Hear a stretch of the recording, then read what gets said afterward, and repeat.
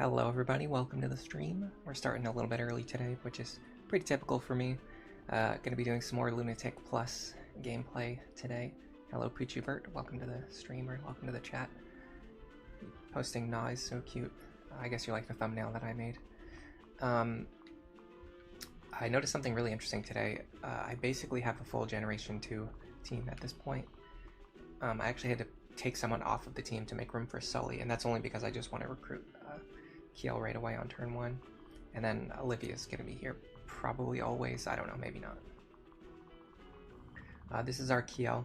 Well, I don't think we're going to be using her, unfortunately. We just don't have a partner for her because of the way things work out in Generation 2.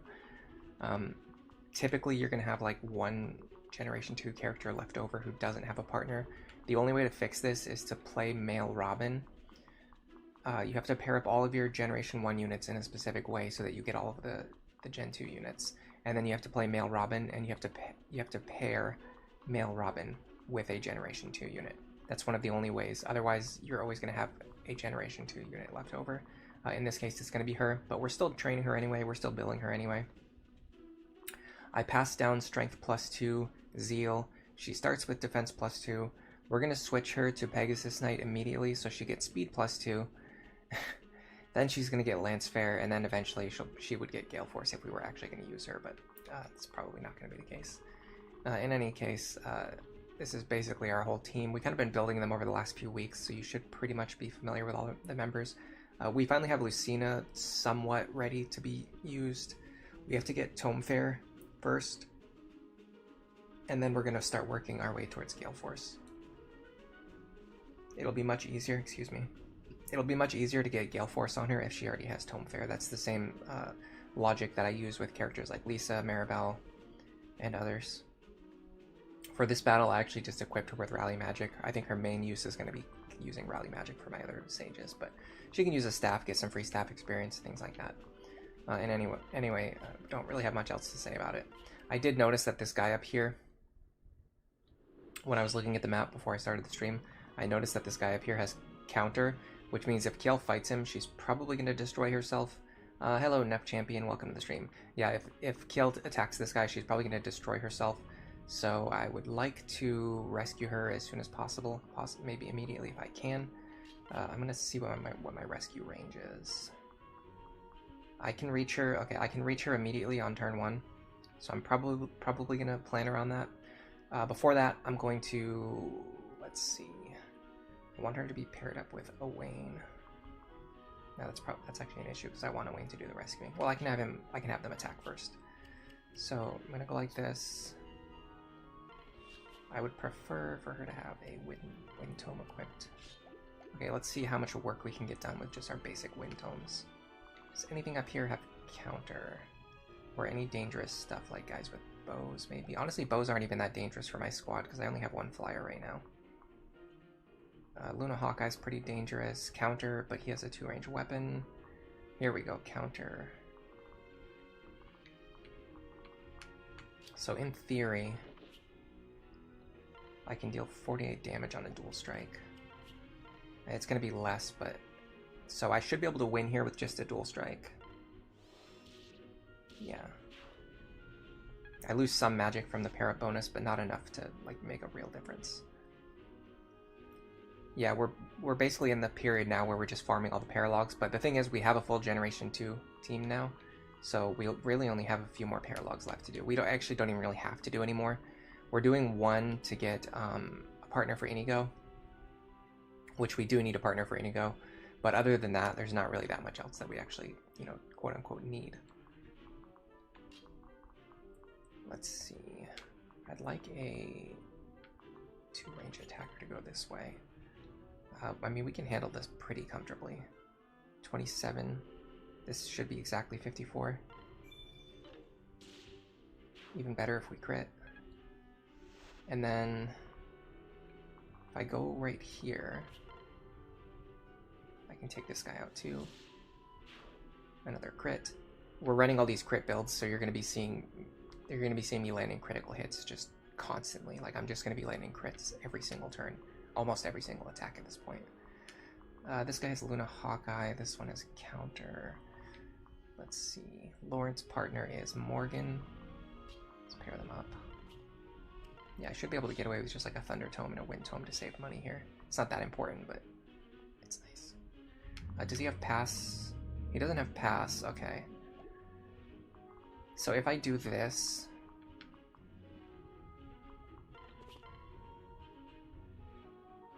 I can get rid of you. And then it also blocks this other guy in. So he can't get out. So he's forced to fight Laurent. Now we need to clear some of these guys over here, though. I mean, we're safe from him. So the only other character I'll fight is you. That's 33 plus 27 damage. I mean, I doubt they even damage me at all. If they do, it's like very, very chip damage. Chip beyond chip. Okay. Brady's partner is Cynthia. Cynthia should be here. Pair you up. I can do a Rally Magic now, too. I should have done it at the start. These two both have Gale Force, I believe. Yeah, okay, so we haven't really had many chances to show this off yet. It's actually going to be important here because there's so many enemies to clear out. If you have multiple characters with Gale Force paired together, you end up just generating a ton of extra actions. I'd like, again, to just stick to basic Wind Tomes if I can. I definitely can. So get rid of this guy just because we have to trigger Gale Force. Then we're going to see, out of the remainders, who would I most like to get rid of? Anything with Luna, Hawkeye, or counter, basically. This guy has counter, so we'll get rid of him.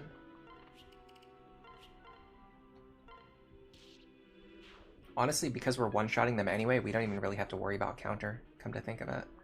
But it might as well anyway. Alright, so if... I want to see if my character can actually sweep the remaining enemies. And if not, I can just rescue them to safety. So I would do it from this position. She has better defense, he has better res. He needs the levels more.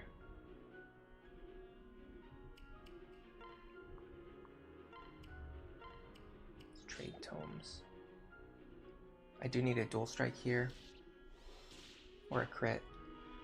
Okay, so let's math it out now. Let me get my calculator.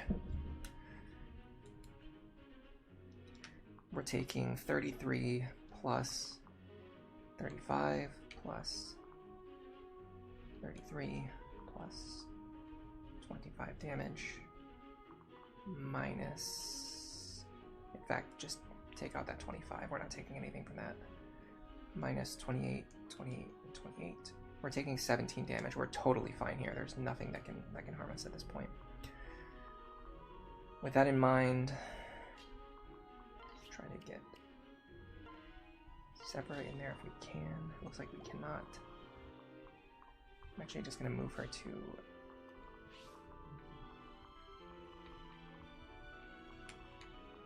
this.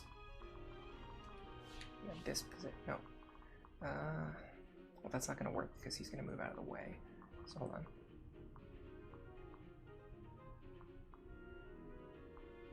Yeah, this position actually works right here because of these pillars. She's totally fine here. So then I'm going to do something like this. I'm going to rescue Kiel over here. We're going to talk to her with Sully. This is the only reason I brought Sully, was so that I could do this. Now we're going to trade her all of these items. And then pair up with her. And then she is going to... Can she fight this guy? Silver Bow. 16 speed.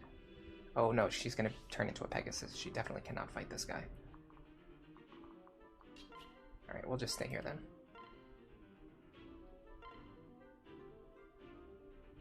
Oh wait, hold on a second. I was supposed to have a second seal, not a master seal. Well, I have Crom available. I'm not doing anything else with him, so I'll just put him here. I grabbed the wrong seal. Easy mistake to fix, since I'm not playing super optimally anyway. So we're going to go right into Pegasus. We're going to get speed +2. Maybe we can get her to kill something on this map. That would be fun. It's not even really essential though, but could be fun. We are going to be using Kiel. Sorry, we're not going to be using Kiel. We are going to be using Na. I decided to save Manor of Lost Souls for the second chapter of today, because it's going to take longer. Alright, so we got speed +2. Oh, can you hear my calculator? And now this is more like it. This I can definitely use. You can fight him. In fact, you can even leave him alive. So let's do that. So we should be sweeping everything here.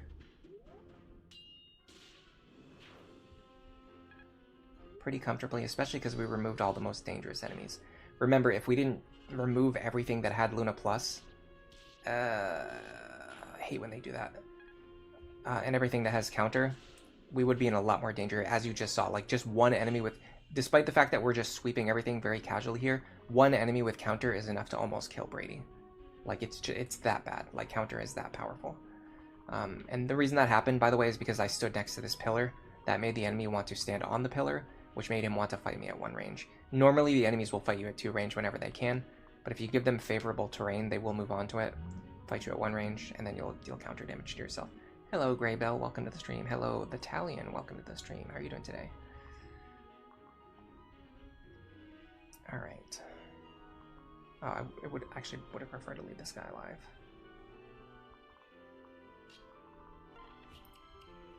We can get Inigo over here.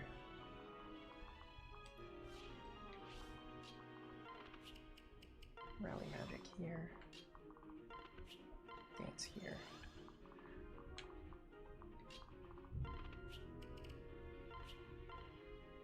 I'm not in any particular rush to clear the enemies, because I've already rescued Kiel. So normally the big time pressure on this map is whether or not you can rescue her quickly.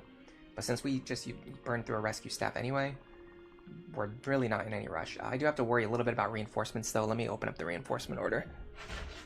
They're not going to be super dangerous because my team is so strong, but if something spawns, like with counter for example, and just runs out and smashes into one of my characters, I will be in a lot of trouble. So let me just make sure that I don't allow that to happen. We are on paralogue 8, or actually side story 8.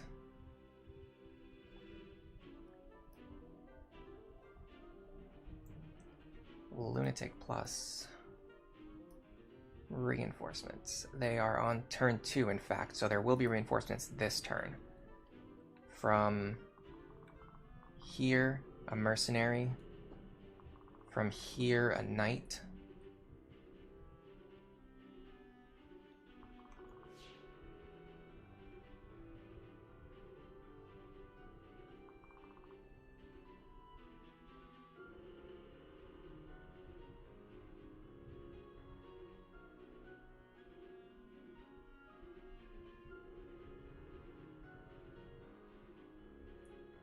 From hold on a second. No. I'm actually a little bit confused. It's not listing these in a way that makes a lot of sense. Hold on a second. Let me just go to another site, because this makes no sense the way they have it listed.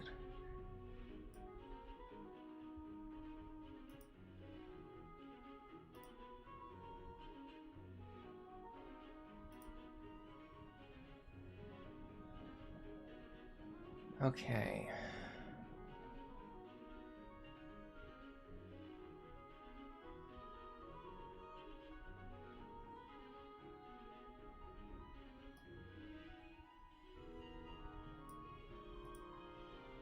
Red and orange. Yeah, okay. So they're actually going to be here and here, not here and here. So it's going to be a mercenary here, an archer here. Oh boy, sirens. The weather's really great today, by the way. It's just very slightly cold. Now this guy can spawn with pass, so we can't just rely on the fact that he's not gonna be able to reach someone. Like, we can't just body block him because he can always spawn with pass. So let's assume he's going to spawn with pass. So we want to be standing 1, 2, 3, 4, 5 here or here. I'm fine with this spot.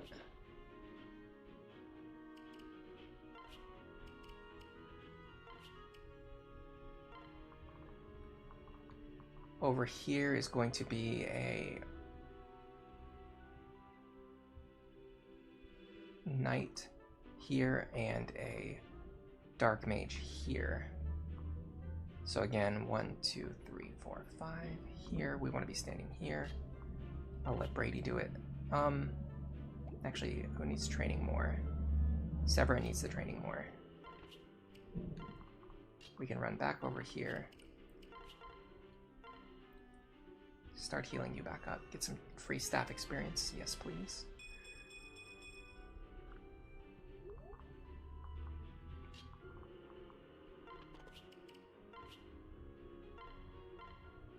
Heal you up while we're here. Okay, so the enemies who come out,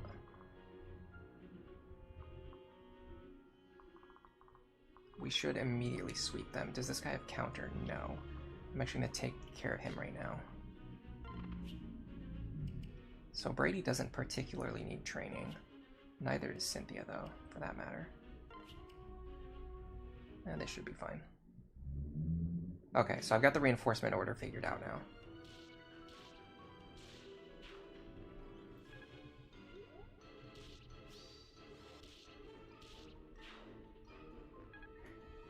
I really believe that if you could see where the reinforcements were going to spawn, they would be completely fine. Like, the way that I just did that, that's the way the gameplay should work. But without me, like, I should be able to do that without having to look it up on the wiki. Does that make sense? Like, if you could just see like a transparent version of the enemy standing here, and you could see all of their stats and see exactly where they were going to move to when they spawned, I think that would be perfect. That would be perfect. It actually feels really rewarding to set up like enemy phase sweeps against ambush spawns, but the game just doesn't do it correctly because they hide all the information from you, so you can't do it without having to rely on external resources, which is just not fun. All right, this turn there's going to be an archer coming from here.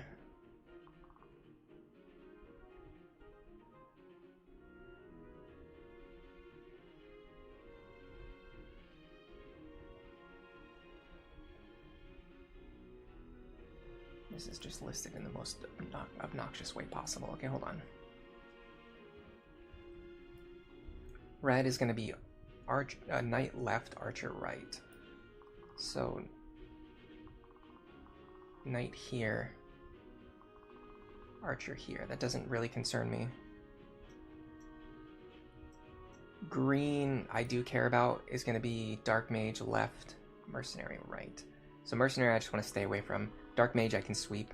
So let's go 1, 2, 3, 4, 5, here, here. Dark mage.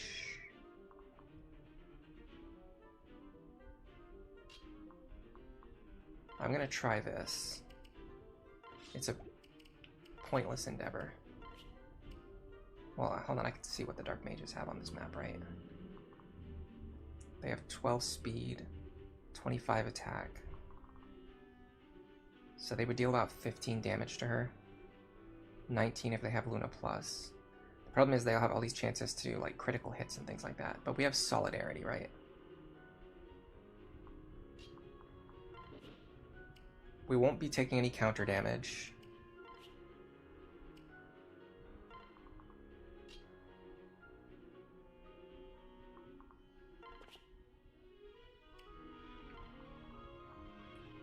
Next up is the white tiles, which are these ones up here. I don't really care what comes out of these tiles. They're too far away to matter.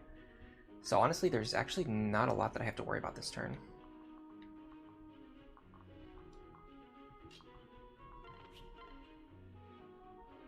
I can just start chipping down the enemies that are already within my range. Within my range. Actually, hold on a second. There's a red guy coming. A mercenary and a knight. Okay, so whatever's coming out of this stairway right here doesn't actually threaten me. Which means I can actually do something like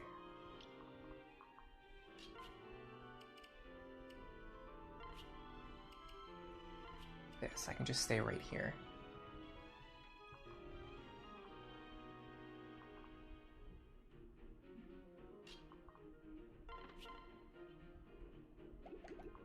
He has Luna. Counter here. Can I guaranteed get rid of him? Yes, I can. I want to get rid of guys who have counter with a guarantee if I can, whenever I can. Luna is also pretty dangerous. It's not as dangerous, but it's still relatively dangerous.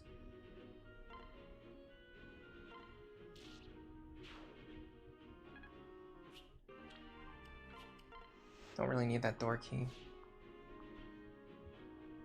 Nosferatu, okay.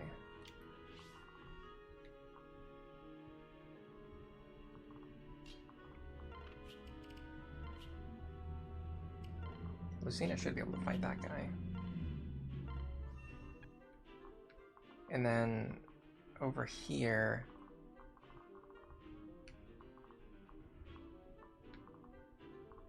there is an enemy spawning.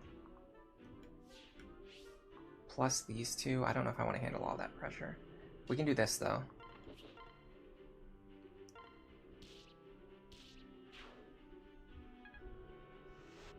And then just back up over here again.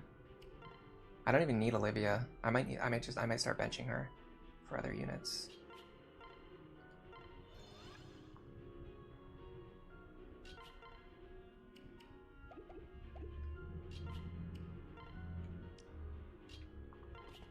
Alright, I'm very curious to see how this goes, especially with that Dark Mage.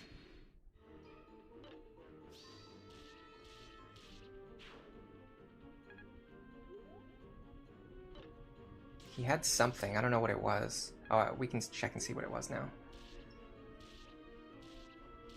That's perfect. Nice chip experience for Lucina. Okay, what does he have?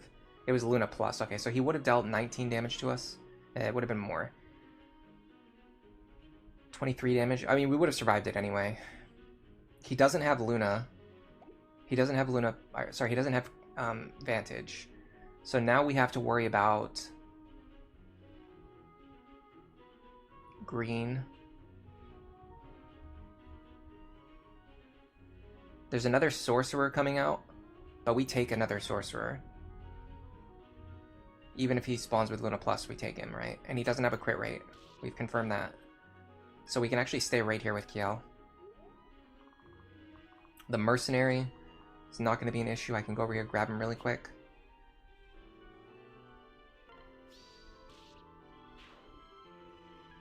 And then I still have an action available. Or more. Multiple actions available, perhaps. Alright. Next we need to worry about the yellow tiles, which are these ones, which have... Oh, sorry, those are orange. There's an archer here, and a general here. The general I am worried about. The archer I'm only a little bit worried about. What I'd like to do is clear out these guys with my Gale Force units.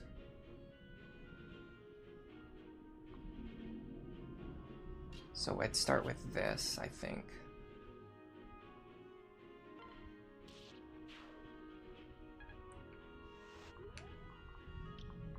Because realistically, the only tiles that threaten me on ambush are these ones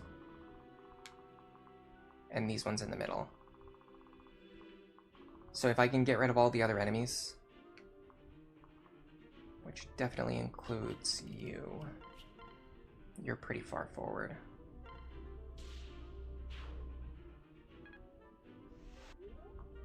And then I want to get rid of him for sure. Yeah, he's actually quite annoying to deal with. I mean, not really though, because he can't really damage me. I have to land a dual strike though, I don't like that. I can guarantee it with Thoron. Yeah, I made it so landing a dual strike just saves me a Thoron charge, but it's not needed to guarantee the kill.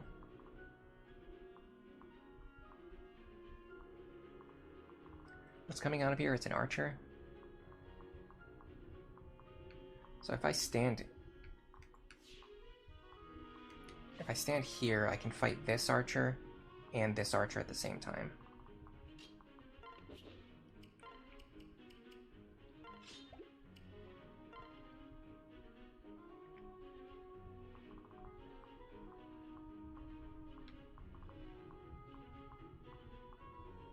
So this square right here is threatened, but other than that, I can basically see everything else that's currently threatened. Okay. There's a general coming out of here. He can target this square. I don't want him to do that. I don't like the fact that this guy has counter. It's going to make him very annoying to deal with. Let me do this. That's not enough damage. That's just enough. Even better. So then I do this.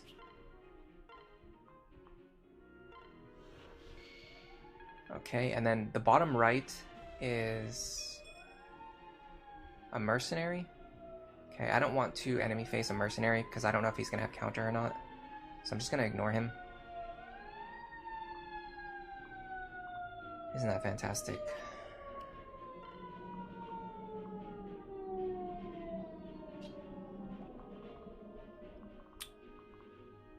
What I can do is stand here.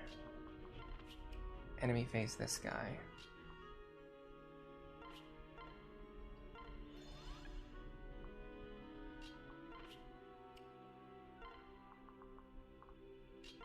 I'm pretty sure we're totally fine here. Oh, okay, they had that completely backwards, by the way.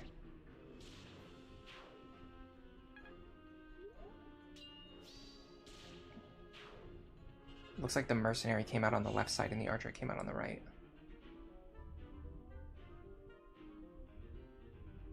No, it wasn't even right at all.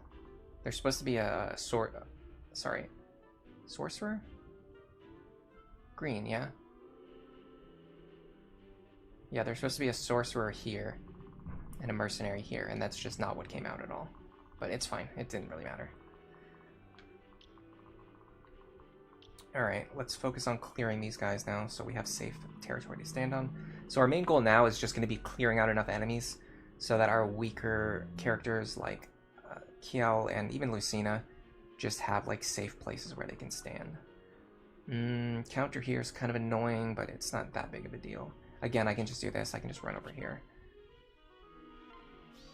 Grab the kill with Severa, and then she still has an action available. Now this one, I can 2 range.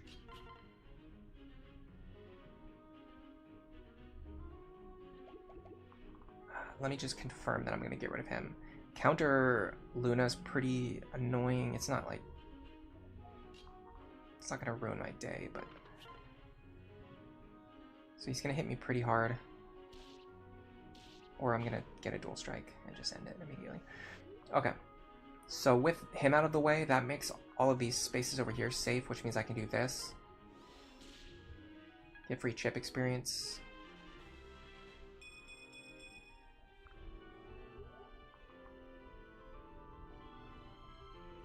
I can honestly do it again.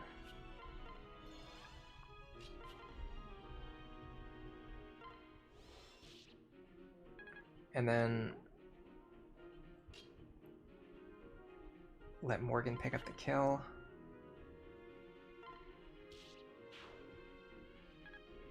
So this is a really good example. I'm kind of working on a video on training and like experience distribution right now. And that right there is a really good example of one of the topics that I'm going to talk about in this upcoming video. If we just had Morgan kill that enemy, they would have gotten 8 experience, right? Instead, what we did was we had Kel attack them twice and get like 30 experience, and then Morgan attacked the enemy and then still got 8 experience. So if you distribute your experience very efficiently, you can basically generate 38 experience instead of 8 experience. And a lot of cases look exactly like this. And it may seem like it doesn't matter, but you fight like 20 enemies per map. You're going to fight like 100 enemies within like a couple of chapters.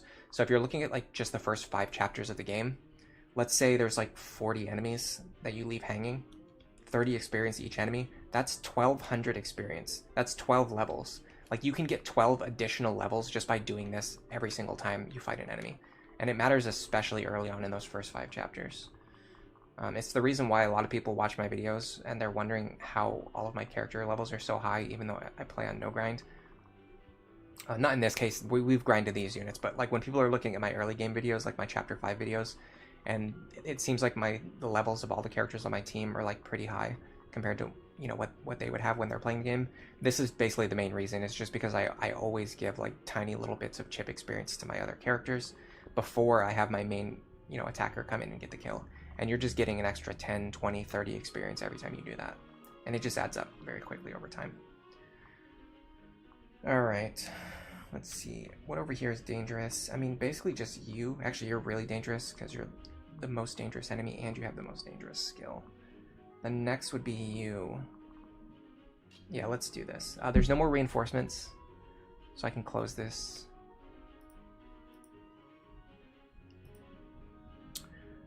Let's see. Grey Bell, this is the map for Sully's daughter. Yeah, this is Sully's daughter. Hold on a second. I have them paired up together right now. Yeah, this is Kael, Sully's daughter. We put her into Pegasus Knight, so we can get Lance Fair on her eventually. Although, realistically, we're not actually going to be using her, so I know people are asking what is her build going to be, but this is not really going to be a character that we're going to be using. Hello, Mr. Bushranger, Skywing. If you know what spawns, the same turn reinforcements aren't that bad. Instead of looking it up, you deal with it by saving every turn just in case. I mean, that feels even more tedious to me personally, but I guess we all just have our own different ways of dealing with things. Yeah, this paralogue is actually pretty fun, and you can get access to it very early on, and it's not super difficult either. Like, the stat inflation is not that bad. The promoted enemies are pretty bad, but even the promoted enemies aren't that dangerous. Like, 15 speed, like, really? That's not scary at all. And then a lot of, like, the basic enemies just have, like, under 30 in every stat. You could realistically fight your way through this map pretty early on. Get a lot of extra experience, get a free extra unit if you plan on using her. Your wife came into the office, and now one of your monitors immediately stopped working. Oh, she must have brought a curse with her. Crazy Rabbit, you haven't tuned in for a while. Why is Lucina a Sage? I think it's probably her best class. I think Maribel is her best mother, and Sage is her best class. We're training to get Tome Fair right now, so that we can then train to get Gale Force. If you get Tome Fair first, your attack is going to be much higher, it's going to be easier to get kills, and it will be much less painful to train through Dark Flyer. That's the logic.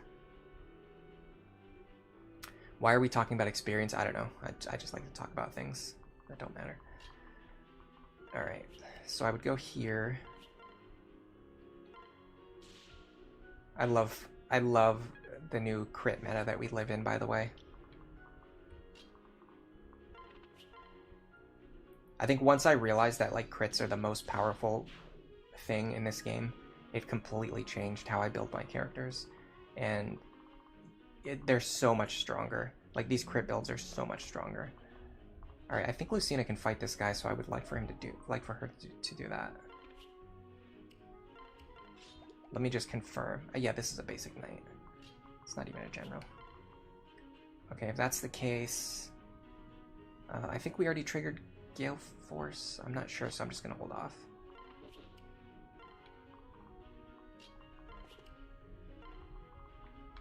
These two definitely did. Oh, okay. Huh. Interesting.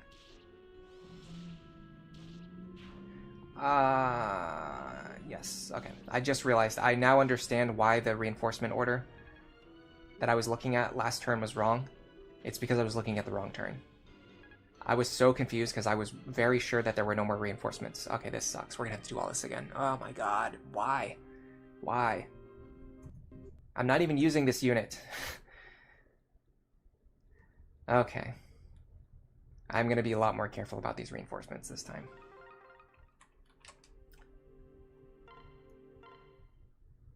I'm going through all this pain just for a unit that I'm not even planning to use. Perfect. Let's do all that again.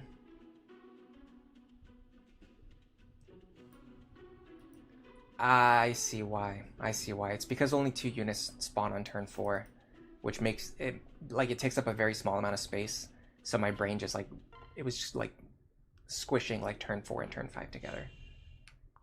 Alright. I'm going to try to do this a little bit more quickly this time.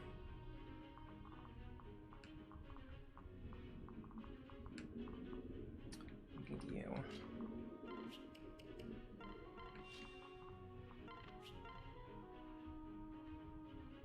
Should be fine as long as I get, yeah, any kind of dual strike or proc.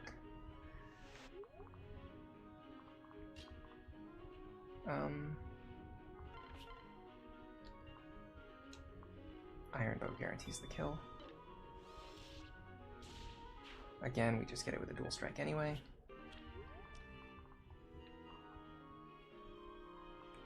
Next up is Owain. We need Noir.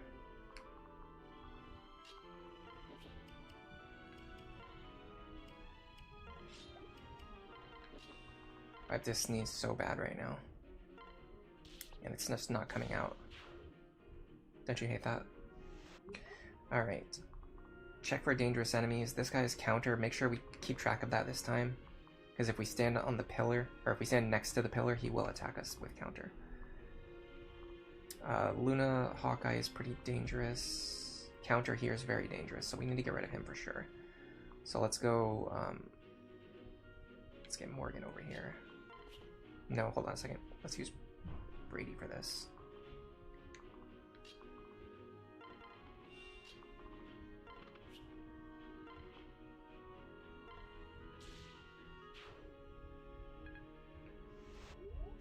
And then Cynthia for this. Then we don't have to deal with Luna Hawkeye because we kill him in one hit anyway. Alright. I think the idea was...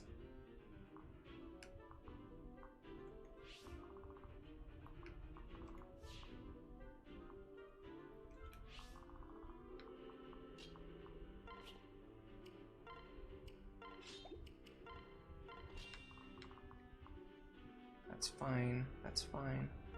Go like this. I'm gonna guarantee it with Arcfire.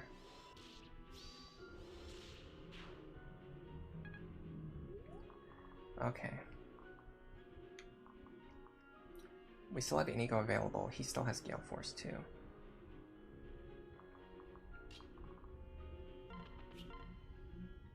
Take out this guy.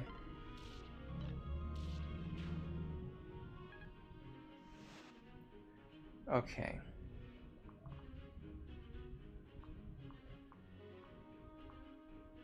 So I want to go here. Rescue Kiel.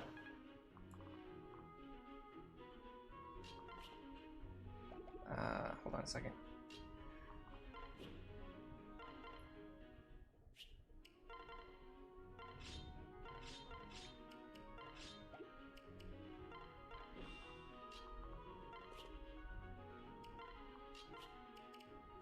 I need a second seal, not a master seal.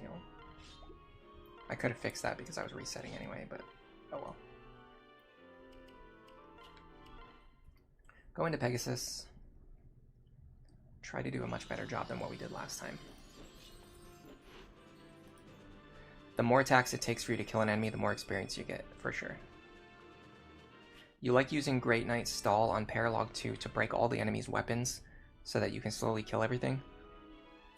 You have a Great Knight as early as Paralogue 2. That's pretty impressive. It's tedious to break all their weapons, but then you get a ton of extra experience. Well, the thing about Paralogue 2 is you can actually farm a ton of enemies for free on that map anyway. But, I mean, yeah.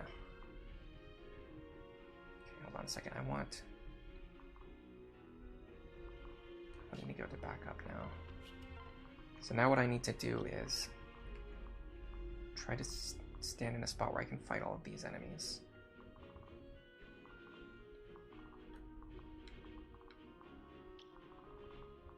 This should be fine right here. They are going to move on to this pillar though. He will, but that's not a big deal.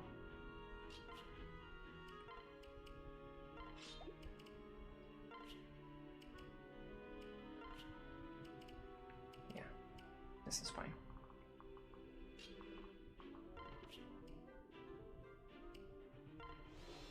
So unless I messed up something pretty huge here, we should be totally fine.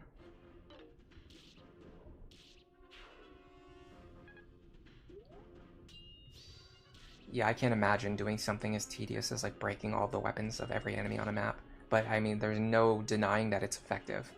I don't take it that far. I just try to get bonus like chip experience wherever I can. But you can certainly farm even more experience if you're willing to go the extra mile. And I would not begrudge anyone for doing that, especially for the Iron Man run. Like, I might get into some serious degenerate strategies for that Iron Man. All right, let's try this again. So, turn 2. Mercenaries on the red tiles. I'm not worried about them. I am worried about the orange tiles.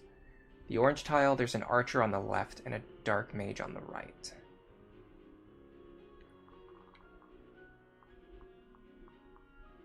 So we want someone here. Let me rally movement. That doesn't quite get me where I want to be. It's fine. We'll stand here to counter this dark mage. In fact, let's do this. Counter this dark mage. You get up here.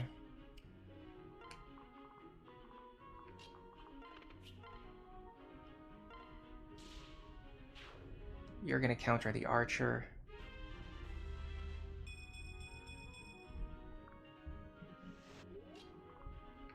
In fact, he's an archer, right? I can just stand right here. Clear out some enemies early. You're going to be standing here. You're going to be standing here. Crom is going to be standing here for the foreseeable future, honestly. Let me get Ine going to a good spot.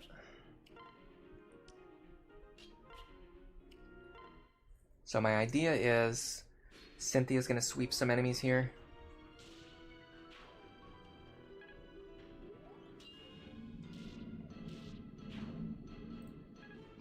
That should make things a little bit less hectic on the following turns. Give me a little bit more of an opportunity to manage the reinforcements. So now we're on turn 3. Turn 3 is Dark Mage, bottom left. And we're going to be having Kiel fight that character. These two providing support. There's also going to be enemies on the red and the white tiles, which are the top 2. I'm not that concerned about the top tiles because whatever comes out of them won't be able to reach us anyway.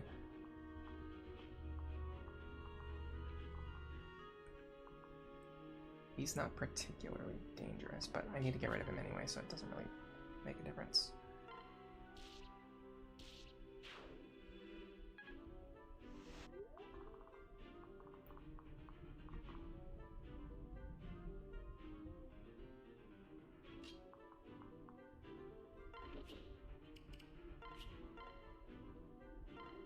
Get rid of him because he has counter. And then stand right here.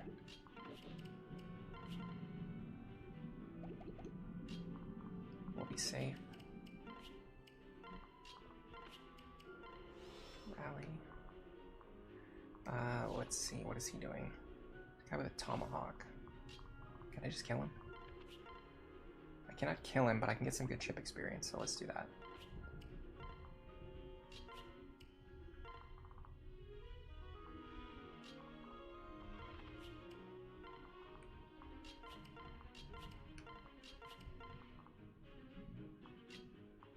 I'm actually just gonna have her stand here so she's ready next turn. Okay. Now let me correctly identify turn 4 so that I don't mess up turn 5. I switched turn 4 and turn 5 together last time, so what happened was I got ready for like all these reinforcements on turn 5, and then they didn't come out, so I was very confused. Or I was getting ready for all these reinforcements on turn 4, and then they didn't come out, so I was very confused. And then I thought turn 5, well, I guess that's all the reinforcements. I should have realized something was wrong and double-checked on that.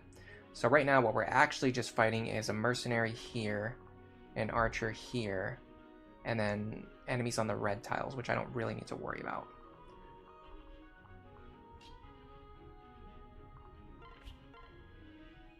So let's do this.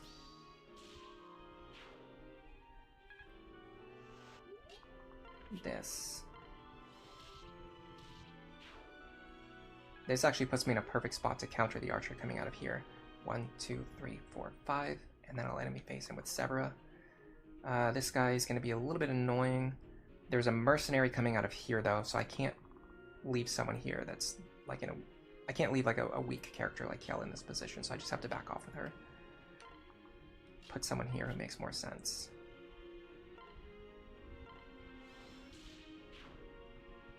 And then I just have to stay out of range of the mercenary because I don't know if he's going to spawn with counter.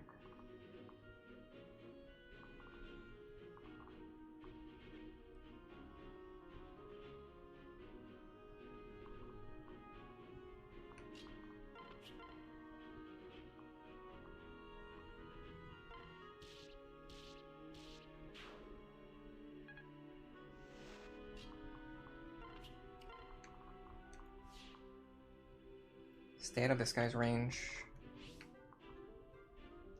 Okay, what are coming from the red tiles? There's a knight on the left and a dark mage on the right. So the only thing I have to worry about attacking me over the wall are these guys here.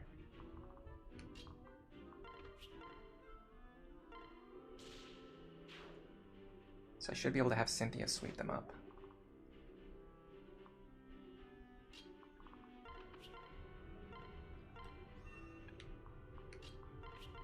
Generate a ton of free staff experience while we're here.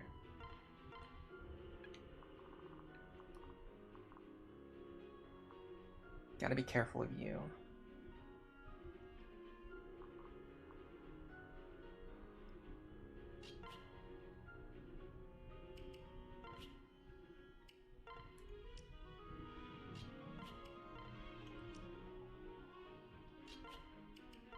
Don't do that. Okay, now we should be on turn 5, which is the turn that I should have been worried about. I totally let down my guard last time.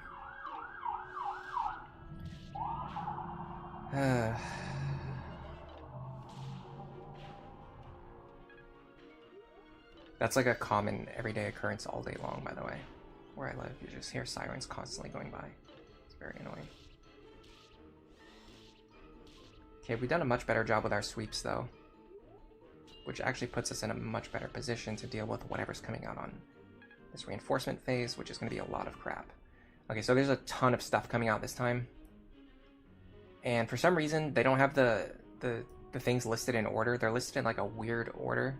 Like, okay, so the map has them drawn from top to bottom. The map has them drawn white, red, orange, and then green, right? So you would think that they would have the text listed in the order of white, red, orange, green, but it's not. The text is listed in order orange, green, red, white.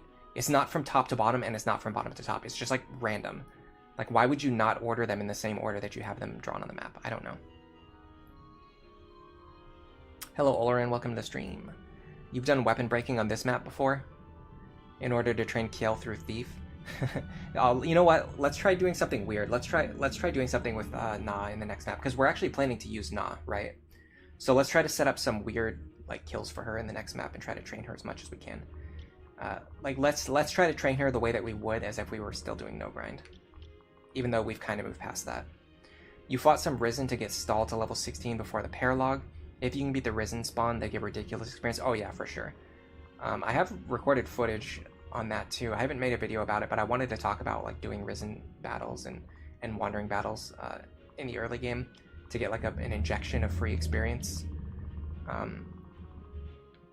Especially if you don't have the DLC, but you're not against the spirit of grinding. You can get, honestly, you can get a lot out of it. But, alright, let me see if we have a good matchup against him. We actually do. We can fight him over several turns, and he does not have pass either. So I can do something like this. Hold on a second, I have to be scared about what's coming out of here, though. Which I believe is a sorcerer. Yeah, there's, okay, hold on, there's a sorcerer coming out of here. I can't fight a sorcerer. So I'm gonna have to do this. Yeah. I'm not that concerned about training Kiel, because I'm not going to use her anyway. Let's use our energy to try and train Na on the next map. So you are going to be matched up against this sorcerer. I'm fine with that. Bottom right is a mercenary, which we can't fight because we don't know if it's going to spawn with counter or not. Next up is the orange row. Orange is archer left, general right. So we want to stay out of range with this general. 1, 2, 3, 4, 5, 6. Here. Okay, so I can do something like this. He's got unfortunate abilities. I'm gonna roll it. Got a pretty good chance of taking him out. Yeah. Then I can go over here. Take this guy out. That way nobody else has to deal with him. Then should be able to have Owain take this guy out. In fact, arc fire. Okay, so hold on. General here is not going to threaten me. What's coming out of here? This is a red tile. Red right is a sorcerer. Okay, so there's a sorcerer coming out of here. 1, 2, 3, 4, 5, 6. Here. He doesn't threaten me in this position. Let me see if Noir can hold this position. Yes. And yes.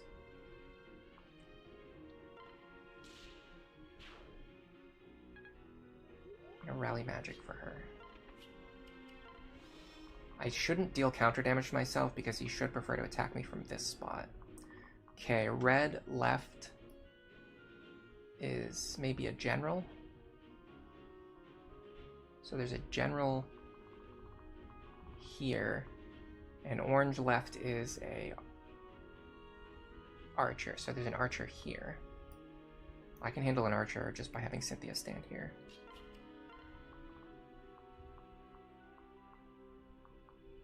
I can even have Inigo stand here. Don't stand here because the sorcerer will be able to reach me.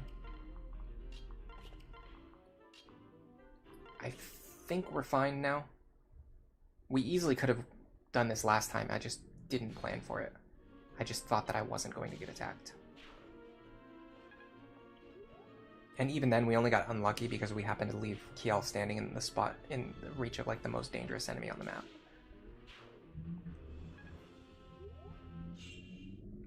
Just by coincidence, we just left our weakest character in range of the strongest enemy. Okay, we have a pretty good matchup here. But again, we're not actually using this unit, so what's the point? Really? I should be using this opportunity to train Noir. Character that I actually want to use.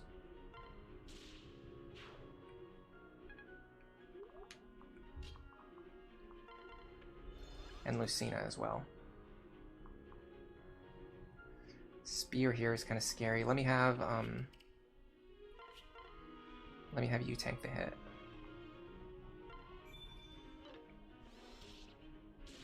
Nice. Oh, I love crit builds. Okay. You have waste. Does that scare me at all? Not even remotely. And he doesn't even get the chance to attack because I'm running this awesome crit build.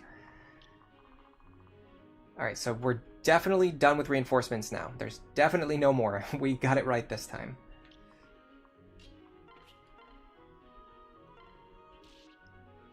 Absolutely done with reinforcements.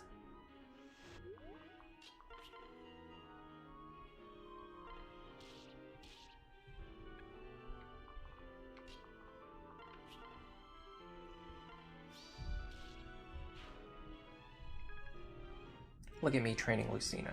You don't see that every day.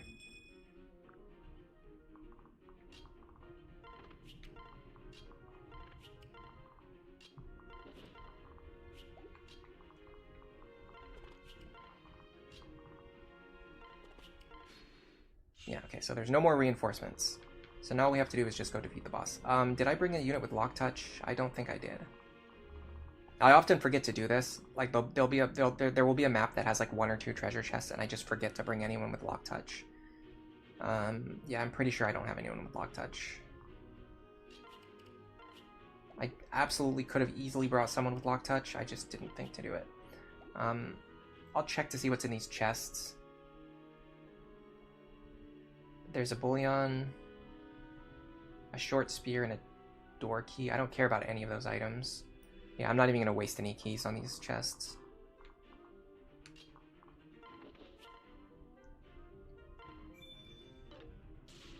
Oh my god, I love landing critical hits every single turn on every attack. It's so fun.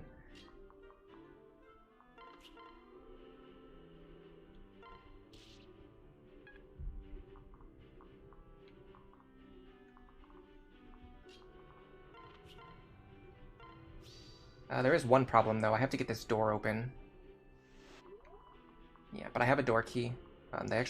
They drop a door key in this map, so I definitely have a door key.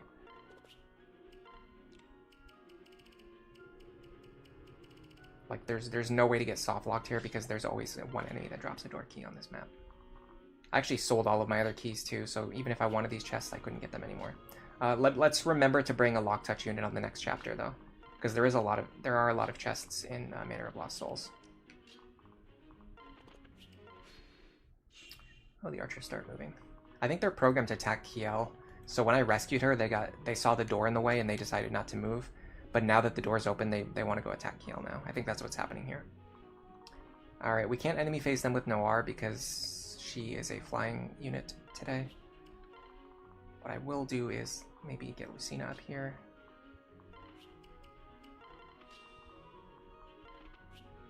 Let her fight one of them.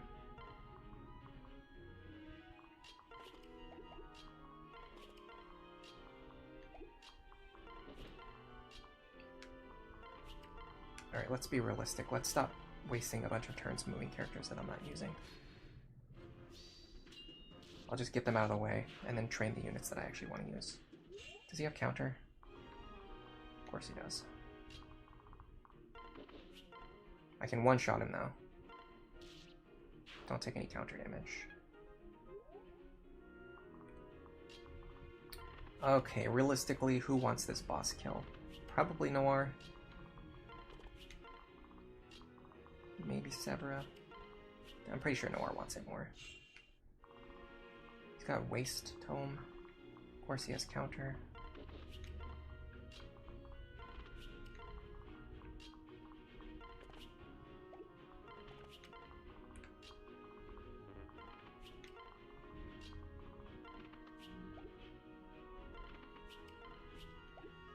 I wonder who else Noir supports with, like which of the female characters she supports with. I'm gonna look that up really quick.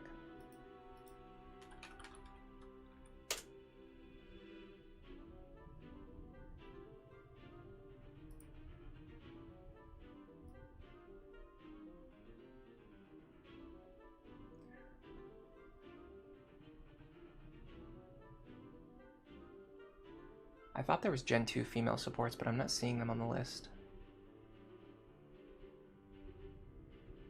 I thought there was like a couple. I'll check on it afterwards. He can hit me 2 times for 3 damage each hit. Doesn't really concern me. He does have Waste, I just noticed. But he has Vantage. Honestly, with, Vengeance. With Vengeance, he actually could have done a lot of damage there if I wasn't careful. But him having Vantage actually balanced that out. Imagine if I messed up again, we had to do that whole thing again. That could have been bad. Alright, and that is Kiel. She is going right to the bench. I hope you were happy to see her for her 5 minutes of fame. You also get Master Seals here, although it doesn't really matter, because you would have them by the time you recruit this map anyway. Alright, so we're done with those two. In fact, I'm going to empty out their inventory. Alright, so for Na,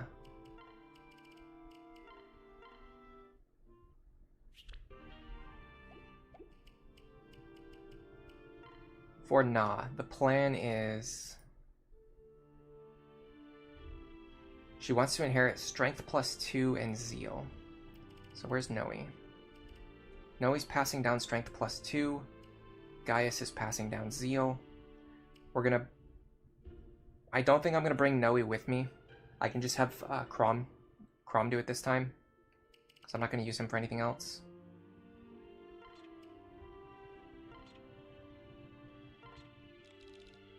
The question is, what is her build going to be? So I'm going to go to the Children Inheritance page. I actually haven't figured out her build yet. We know that she's going to be paired up with Inigo. So we want her to be a physical attacker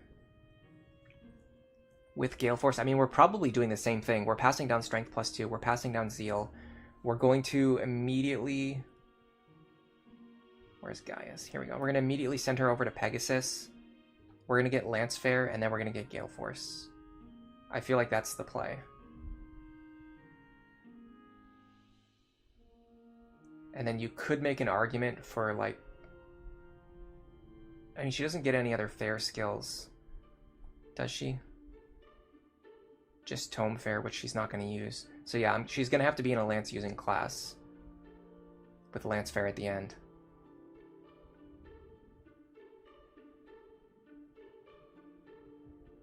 Can she get Luna Plus? No. Not Luna Plus, sorry, Luna. She can get Astra, but not Luna. I don't know if Astra is really that useful, though, on a Lance user. So yeah, it's probably just going to be Strength +2, Lance Fair, Gale Force, and then just, like, whatever else.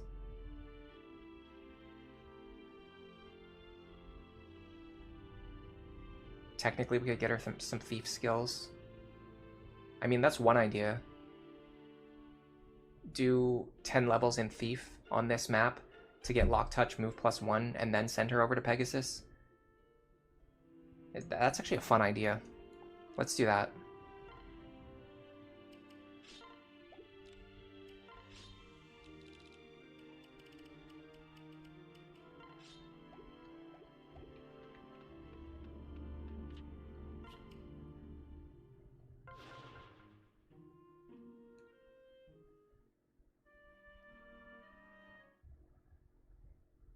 If I check the map, I should be able to confirm her build. She has Strength +2, she has Zeal. Her stats are atrocious. Really bad stats. I don't know if she'll be able to fight anything. I mean, I guess what we discussed before, if we can break some enemy weapons, maybe.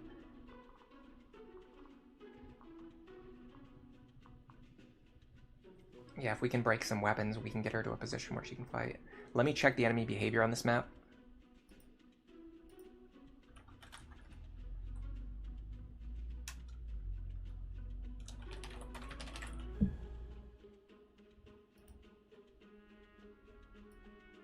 This is Paralogue 16, or rather Side Story 16. Yeah, because Noe is one of the later characters you recruit. This makes Na's paralogue one of the hardest ones. The game like scales the paralogues that way. It's not like Fates where the paralogues scale to your levels. They have set difficulties, and the characters you get early, like Sully, very easy paralogues. Like Kiel's paralogue that we just did was very easy. The characters you get later, like Na, very difficult paralogues. So, you get Noe later on. So Na's paralogue ends up being very difficult. So we actually went from one of the easiest ones to one of the hardest ones. Okay, enemy behavior. There are some enemies that begin moving on turn 3. But there's a lot of enemies who just don't move unless they're provoked. Yeah, there's a lot of enemies who don't move unless they're provoked. There's also no reinforcements on this map. So we don't have to keep this sheet open, other than the fact that we have to come up with it. We have to understand the difficulty of these walls. Unknown, welcome to the stream. You're new to the Fire Emblem franchise, and your first entry is Awakening. So with that said, would you be able to defeat Lunatic after finishing hard? I mean, Lunatic in this game is pretty difficult, but it's not unbeatable. I think anyone can probably do it. It depends on, is your goal to just beat the game just to say that you beat it? Or are you trying to, like, actually have fun and play the game? Because if your goal is just to say that you beat the game, there are ways to do that. Like, you could very easily just, like, cheese your way through it. Or just, like, grind all of your units to max level. But if you want to actually, like, play no grind and, like, challenge yourself, can you beat it? Yeah, probably. You just need to learn the most, like, there's really basic, I mean, I don't want to use the word basic because it almost seems like I'm being dismissive, but there are tactics you can learn that will massively improve your gameplay, like movement positioning techniques and things like that, which will just like drastically increase your odds of success in Lunatic difficulty, and especially in Lunatic Plus. So as long as you're willing to just like learn those things, I think you'll be fine. I have some guide videos about it. Some of the early Risen spawns are magic only and maybe too physical, so you had some luck with a promoted Maribel on a fort, which allowed for baiting a bunch of those enemies. Fighting the Risen in Lunatic is so hard for you that it's not even worth it, unless it's a map with a good choke point. Yeah, the thing is you kind of have to get lucky with what spawns. Like, there's some spawns that are just impossible to beat. Like, Chapter 2 is pretty bad, because it's just like a wide open map with rivers, and they usually spawn like flyers too, so you can't even use the bridge as a choke point. You'll just have like flyers and mounted units just like running across the bridge and flying over the river and surrounding your units, and there's just like no way to win from that position. But if you get lucky and you get spawns on like one of the maps that has a good choke point, and the enemies who spawn are like a relatively good level, then you can, you know, do a little bit of grinding. Hello, Winston the Fourth, welcome to the stream. Unknown, you're really enjoying the game and you want to become better. I mean, the only way to become better is just to keep playing and practice, so I say go for it. Should we send Robin here? Sure, why not? Alright, let me make sure everyone else has gear. I think they all do. Should be fine. I don't think I even used any rescue staffs on that chapter, because it was so easy. I used one, apparently.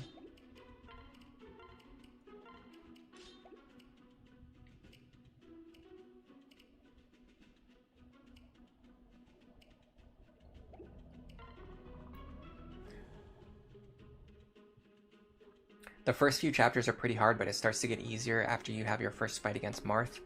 I honestly think that, at least on Lunatic mode,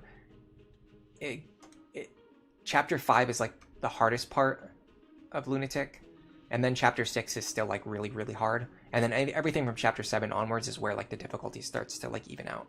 On Lunatic Plus, unfortunately, it's not like that. It just like keeps being difficult for the entire rest of the game, which is actually probably a good thing, because it keeps the game interesting for the entire playthrough. And then on like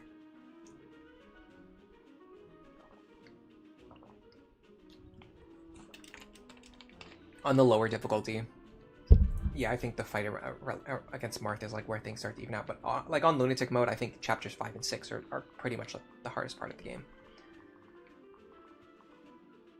All right, let me put my high movement units in front, which are actually not very many because I'm running like all sages for some reason. Well, I know the reason is because sages are really good. All right, I'm actually not in a particular rush here. I could even rescue Na on turn 1. You'll find a way out, Na. Just keep it together. Yeah, there's one way, and that is for us to rescue you with a rescue staff.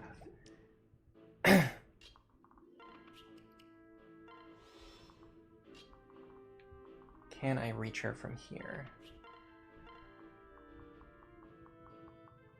Yes, I can. I'm just going to do this. I'm not really limited on my rescue staffs anymore, so I should be able to talk to her.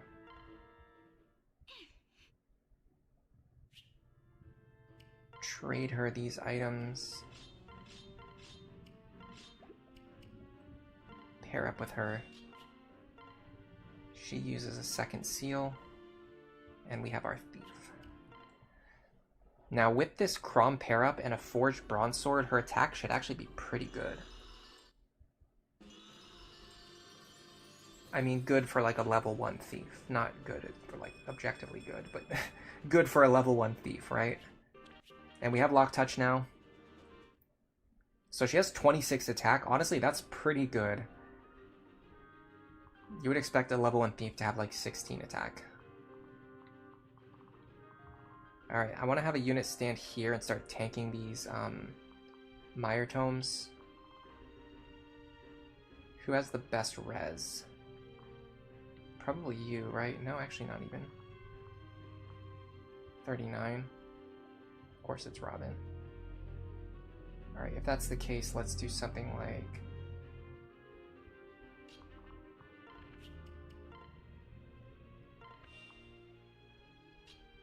Wayne pairs with Noir.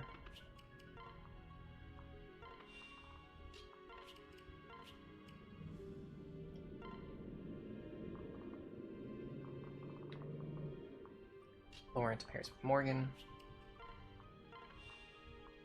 Inigo pairs with nobody. Well, technically with Na.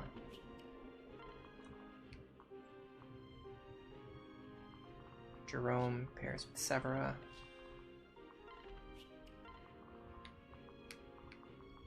Cynthia pairs with Brady next turn. Nosferatu, Luna Plus. I'd actually like for him to attack me first. He has Tomebreaker. I mean, I really only have Tome using units, though. Honestly, this should be fine. I can feel that sneeze coming back now. There it is. Finally let it go. I have plenty of Thunder Tomes, I'm just going to use one.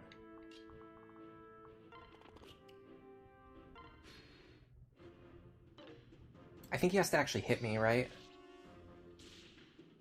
I think he has to hit me to actually use the charges. That's going to be annoying. How many times is it going to take for him to hit me? My avoid is 99. His hit is 110. Oh my god, it's going to take forever. Okay, hold on. We'll figure out something else to do with these Meyer Tome guys. It's not going to be Robin. Can you take the hit? I mean, your avoid is almost as high. We need a character with low avoid to take these hits intentionally. Alright, let's see what her combat matchups look like. They look terrible. She's getting one shot. That's probably expected. But what I can do is this.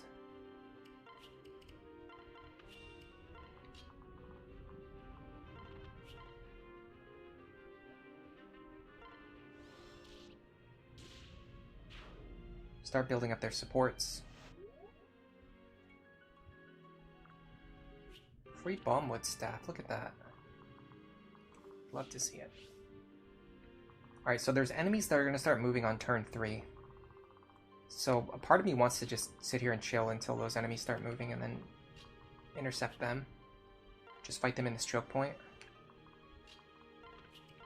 Is that an idea? I can definitely see the merits.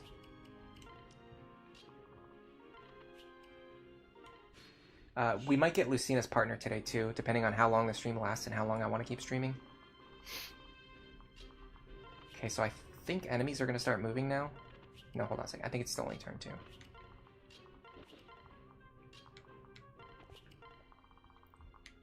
So I want you in the back with a rescue staff. You just hang out here. You're going to be ready to dance for Lucina so she can rescue twice per turn. Okay, here we go. Enemies start moving. So let's think about how to intercept these guys.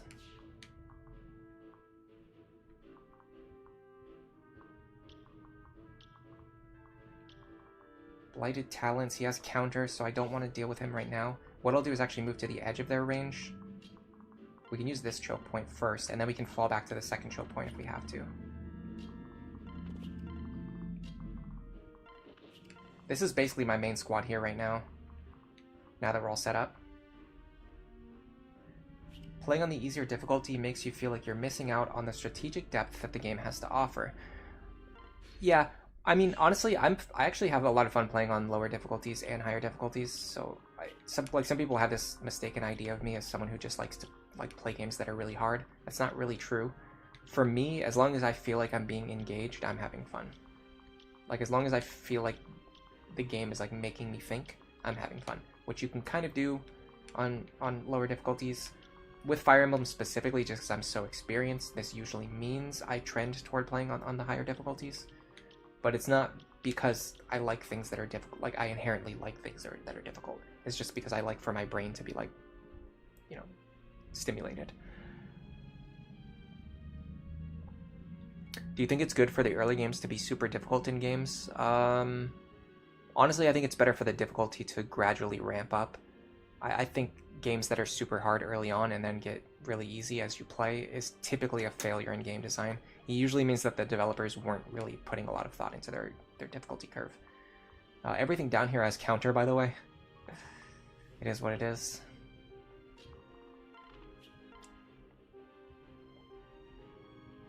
I need to make sure I secure these kills. By the way, when Astra triggers, you only use one charge. So you don't have to worry about that.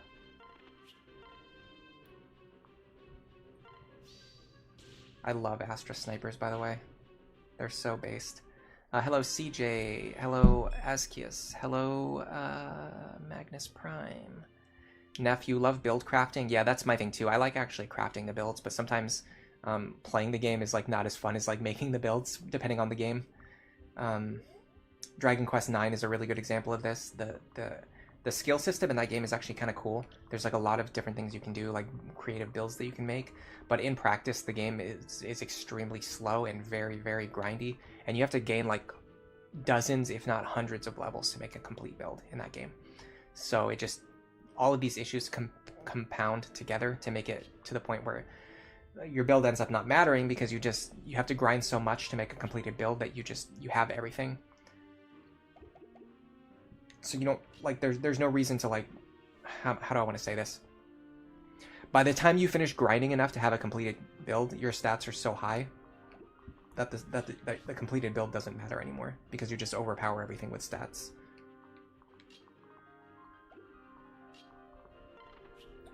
Let me try this. This is 68. Ooh, nice. Nice dual strike from Na. Now I can do... I mean, I definitely won't get this kill no matter what I do. Actually, hold on. Nothing else is going to move now, right? He has 55 weapon charges, though. I really don't feel motivated to break 55 weapon charges. I'll do it on the enemies who have less charges.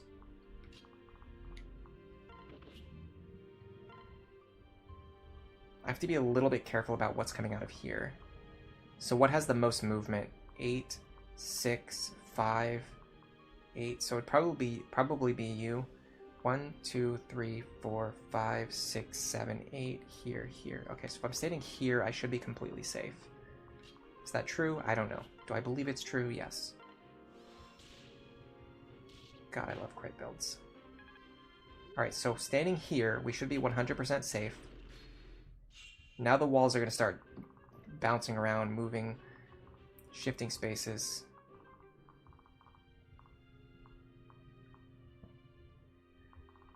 I'm going to back up, get all of my units who are threatened back here, and then think about how I want to provoke these enemies. So how do we want to provoke these enemies down here?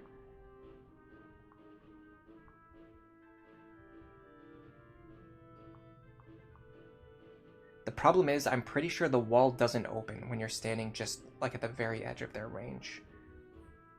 Which means you can't bait out just 2 attackers. Maybe you can, I don't know.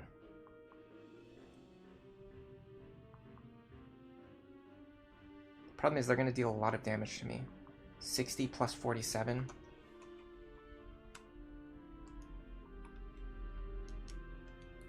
They're going to deal 107 damage to me. I think Lorit can tank this, though. Where's our guy? Let's assume we have Nosferatu equipped. Did they have Luna? Yes and no.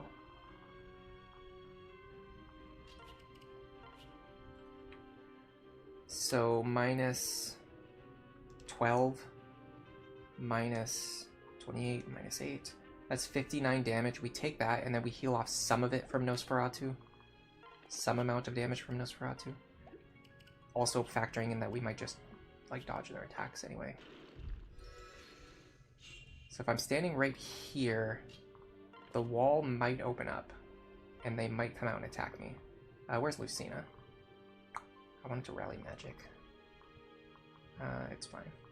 Alright, let's see what happens. Yeah, see, this is what I'm worried about. The wall doesn't open up while you're standing here, which means we have to move even further forward, which means we have to take another attack that we don't want to take, especially from this guy. Okay, so here's my next plan. I'm going to try to provoke them with a longbow. This is why we saved all those longbow charges before. Because we want to use them for things that are actually important, like this.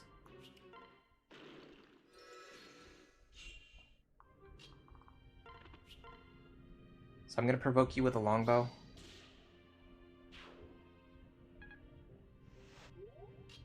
Then I'm going to move back to safety. Now, is the wall going to open up, or are they just going to hang out? They're just going to hang out. Okay, they're just not really motivated, I guess. The problem is this guy has counter.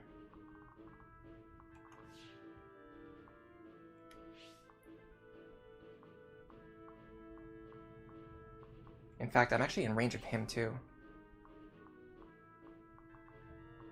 I'm in range of like a ton of enemies, and they're just not... The wall's just not opening up. Okay, I have to check and see how to get this wall to open up.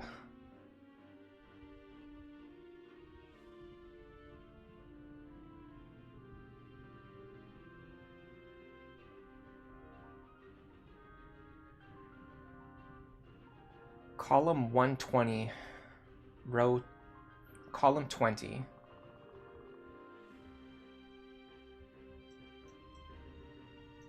One, 2, 3, 4, 5, 6, 7, 8, 9, 10, 11, 12, 13, 14, 15, 16, 17, 18, 19, 20. I mean, there's no way this is true. I'm already standing beyond that, so this is just wrong. Row 15. Is that maybe the issue? 1, 2, 3, 4, 5, 6, 7, 8, 9, 10, 11, 12, 13, 14, 15. I mean, how is that true? How could you possibly say that the wall opens up when you're standing here? That doesn't even make any sense. I've seen it open up when I was standing over here before.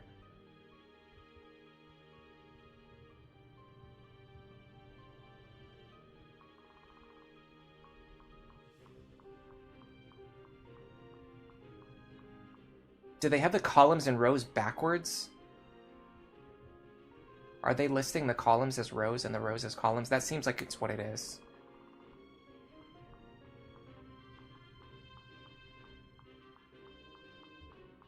They do, yeah. They have the rows listed as columns and the columns listed as rows. Okay, so to get this wall to open up, we'd have to actually come out here, which is pretty difficult.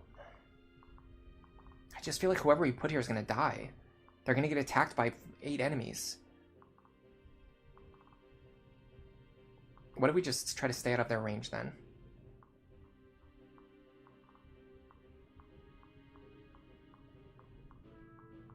And even that doesn't work. You'd have to be all the way up here. Alright, let's see about slowly getting rid of these guys then.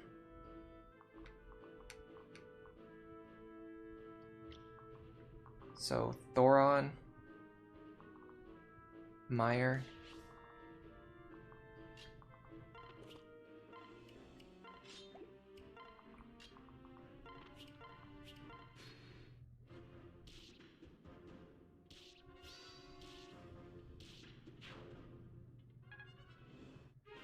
This is why I hate this map, by the way. The opening wall gimmick is so tedious. It's so beyond tedious.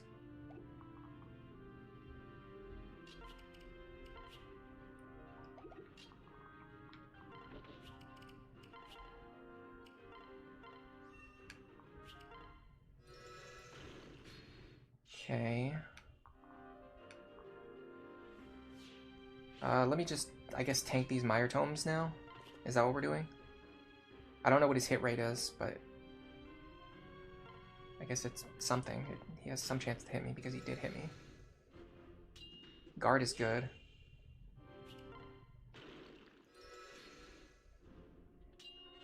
Another guard, that's really good. I want to break this Meyer Tome before I do anything else.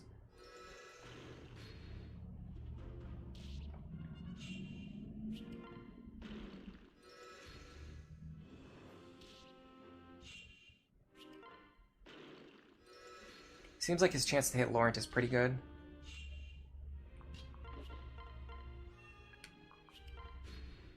I don't know exactly what it is, but he's landing more than half of his attacks. So we should be able to break this tome pretty quickly.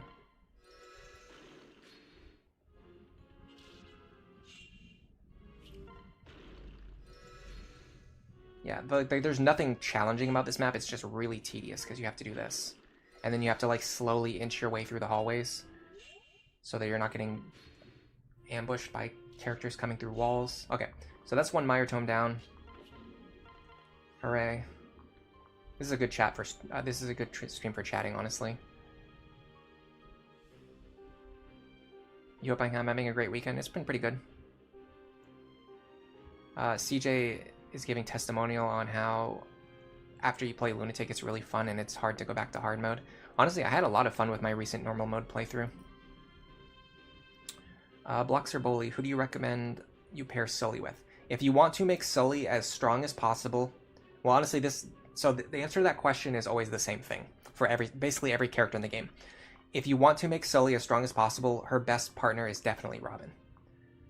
Having said that, if you don't want to commit Robin to her, or just like for other reasons, Sully's good partners are Kellum, Frederick. Hold on a second.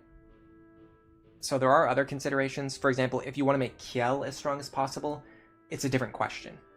So it's like, do you want to make Sully as strong as possible, or are you trying to make Kiel as strong as possible? If you're just trying to make Sully as strong as possible, her best partners are Robin, Crom, Frederick, Kellum. Stahl is pretty good. Vake is pretty good. Honestly, she pairs with like everyone in the early game good. I don't think she needs Long Ku. She doesn't need that much speed. Gaius, no. Donald, no. Gregor's too late. Gregor joins too late. So yeah, the best is like, well, Virion's really good too, but you don't get speed with Virion. Well, you can put Virion into Bonite, then she gets speed and movement later on, which is pretty good. But anyway, Paladins, Cavaliers and Paladins are really good as pair-up partners. So if your goal is to make Sully really strong, you want her to get like a Cavalier or a Paladin partner.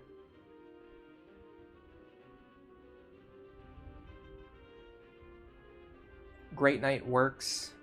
Paladin's better. And then there's like other physical classes that are workable too. What makes Robin so good is that he just can access every single no matter who he pairs with, he can access their best support class, and he can also bring the best support skills with him for whatever that character needs. Other than he can't get like male Robin can't get the female exclusive skills, and female Robin can't get the male exclusive skills, but within those limitations though. And like their husband's always going to have the same limitations. The husband is never going to have female support skills, so that doesn't really change the equation. Your actual question is for Kiel. Okay, so for Kiel, the answer to that question is a little bit different. It's going to depend partially on her partner, but assuming you want to lean into her strengths, honestly, the best thing Kiel can do is probably become a support character.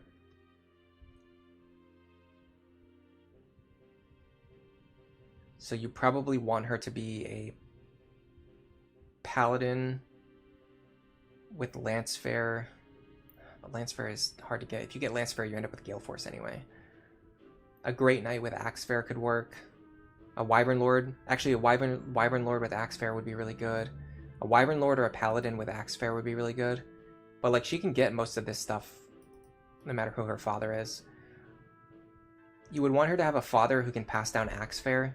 Like, if you have Vake pass down Axefair to Kiel, she could become a really good support character. I think Gregor can do it too. Yeah, Gregor can do it too, but her strength's not going to be as high. As a back row character, you want her strength to be as high as possible. So if you want to maximize her performance, I would go with Vake as the father, pass down Axefair, and then just put her in the back row for someone as a Great Knight or a Wyvern Lord. If you want to make her into a Gale Force attacker, her best father should be Gaius.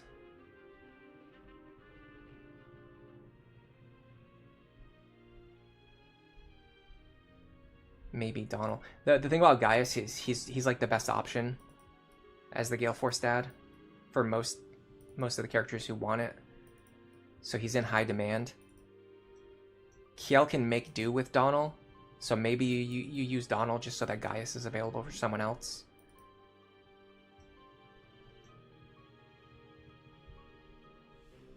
So what we did with our Kiel build is we used Donald as the father. You have Sully pass down Strength +2. You have Donald pass down Zeal from Fighter. And then Kiel goes into Pegasus Knight. She gets Speed +2. She gets Lance Fair. And then you go to Dark Flyer and you get Gale Force. That's like what a complete lead Kiel build looks like. You missed several characters and you didn't get a lot of the kids until Chapter 16. I mean, honestly, in a no-grind playthrough, a lot of times you don't even end up getting most of the kids. Unless you make like a serious effort to plan things out. Alright, Silverlance here. Unfortunately, he has counter. But we should be able to draw him out with nothing equipped. Like this. Or not.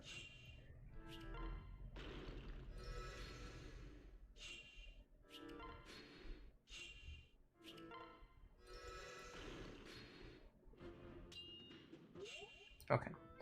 Now to prevent taking counter damage.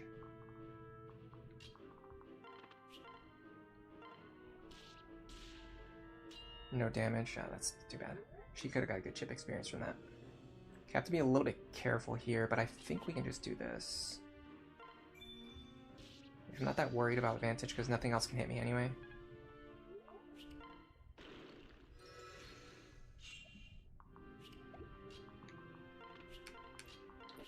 Heal you. Okay, next up is you with Bolganon.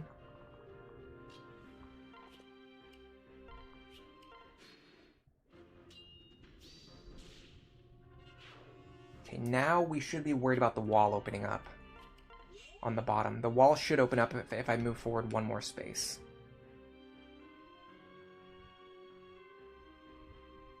So I want to stay out of his range.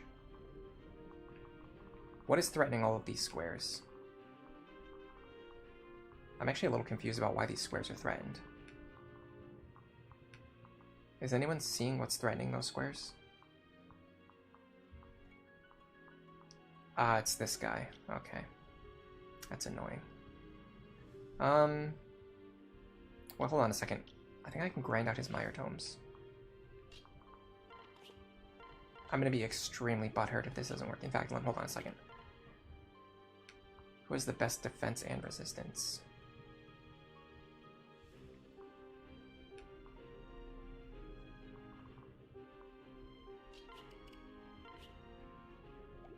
It's probably Owain.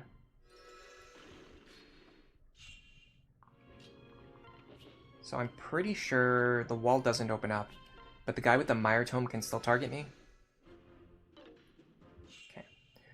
So what we need now is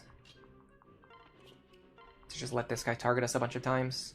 Hold on a second. Does he have Tomebreaker? He has Tomebreaker. Okay, I actually want to equip a Tome so that he has a +50 chance to hit me. So that this goes faster. Hello, Kronos. Welcome to the stream. You want to finish your first playthrough tonight and then start your second? Yeah, I'm the kind of person who, like, when I really love a game, as soon as I finish it, I want to start the second playthrough right away. I know exactly what you're on.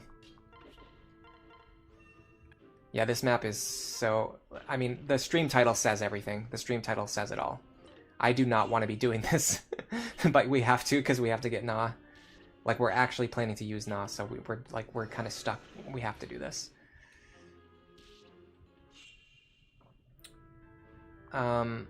If you want to plan out your kids, there's no sheet that has like the optimal planning, but what you can do is you can use this. You can look at each child's page individually and it tells you all of the information on that child per parent. Like you can see exactly what mods they'll get from that parent. You can see exactly what skills they'll get from that parent. So you can use this, this sheet right here. This is what I use whenever I'm checking my builds. and you can plan accordingly, and then you just have to like write the stuff down yourself. So like think of your character, think of what 5 skills you want them to get, and then think about what parent you need to give them so they can get those 5 skills. But realistically though, if you're playing no grind, you're not going to get all of the skills anyway. So instead you should just be planning around like what parent will give them access to good skills early on. Like characters like, for example, Virion can pass down magic +2 or strength +2 to his child immediately and just give them a big damage spike right away. Stuff like that works. And he passes down, or like Vake, for example, just passes down like a really good strength mod in general. So if you pass, like maybe if you give Vake the father for someone who starts in Wyvern, like for Jerome, for example, Jerome starts with strength +2, and then you pass down Vake's awesome strength mod, as soon as you recruit Jerome, his strength is going to be very high right away, immediately. All right, so now time to start thinking about the guys in here. This square here is going to be threatened by you.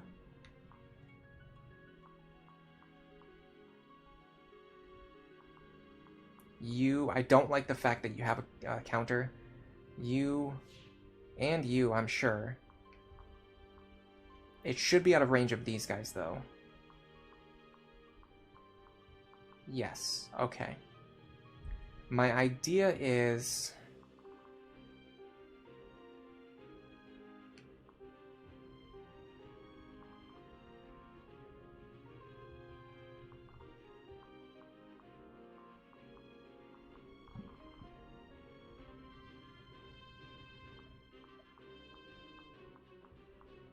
So the problem is, these guys, when they come out, they will switch to their swords. They will equip their swords and attack me at 1 range and force me to take counter damage, which I do not like. None of them have Luna, so let's see if we can just tank through all of their damage. 54 plus 42 plus 49 plus 47. That's 192. Minus 26, minus...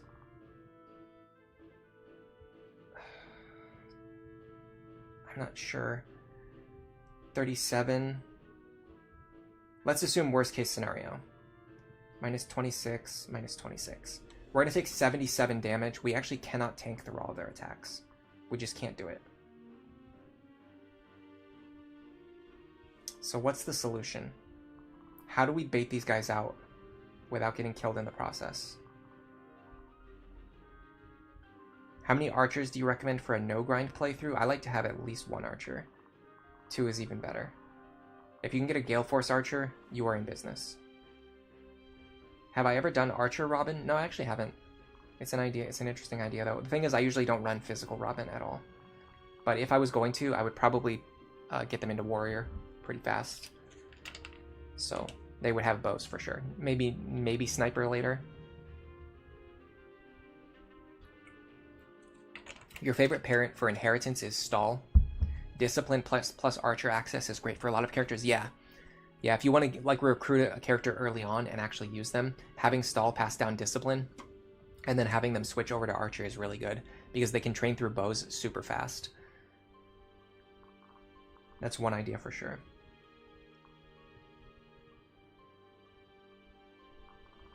I'm just trying to think, how do I tank through all this damage? I need a character with like maxed HP. Okay, you got maxed HP. You got really good defense too. Okay, hold on a second. This might be the play. So what about Severa? Because then, oh yeah, because here we go. This is another really good thing about archers is they never deal counter damage to themselves. So if we have Severa stand here, the enemies who attack her at 2 range, she can hit them back. The enemies who attack her at 1 range, she won't hit them back, so she won't deal counter damage to herself. So the question is, can she take all of these hits? They're dealing 192 damage total. No Luna. So let's assume worst case scenario. Minus 44. Minus 27. She takes 67 damage. She definitely survives this. So what if we do this? I'm going to do Silver Bow. Now I want to try something else. I want to try this.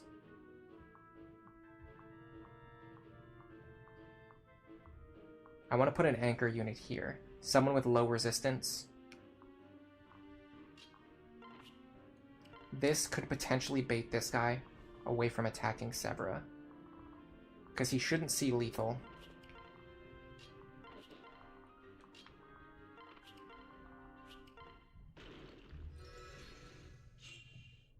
Okay.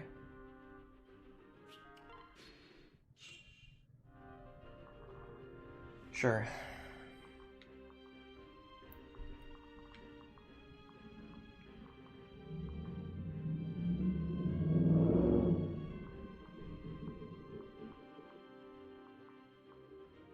How much damage are we taking again? 67. That's a lot. We cannot take one extra hit, can we? Maybe. I mean, this guy's a physical attacker. 60. We take 83 damage. No, we would die. How and why did they design this map this way? There's literally no character who can take this many hits in a single turn, but the enemies won't come out unless you put your character in range of all the enemies. I just don't get it. I don't understand. I don't understand what they were thinking with this one.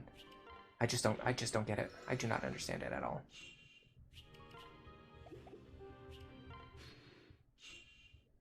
The design of this map is completely nonsensical.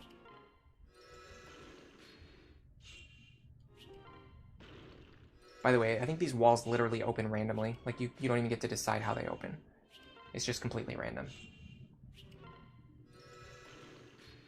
Maybe it's based on your positioning, because it seems like the same walls keep opening.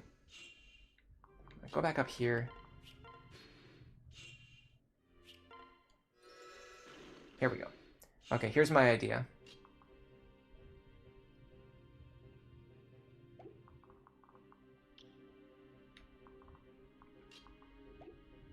I need to rally movement. Oh, this is annoying. This is so annoying. Back up. I know what I need to do. It's just annoying. Go here. Stand here. Wait. 2 more turns for these walls to open and close again.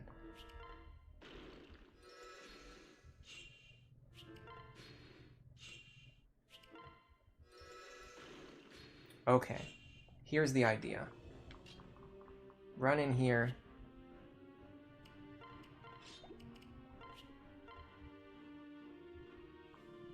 Kill this guy.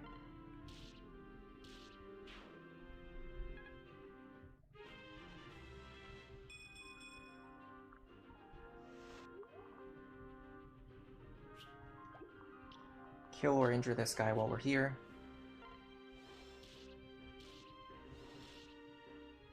Perfect.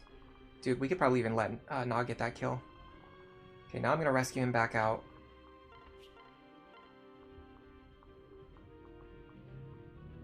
Or not. I'm sure Brady can do it.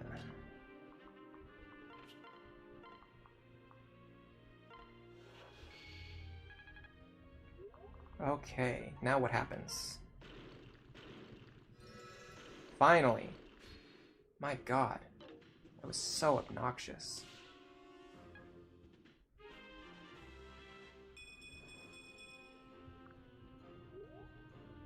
Yeah, this is easily the worst chapter in the entire game. Okay, that provokes pretty much every enemy on the map. Now we're going to go back to our original plan of fighting the enemies in these choke points here. So let's identify the enemies who are particularly dangerous. Cannot get this kill. She cannot. She deals a pathetic 1 damage. Okay. You're dangerous for sure. Can I guarantee your kill with Inigo? The answer is no. It's fine. Should be able to do it with one of these characters.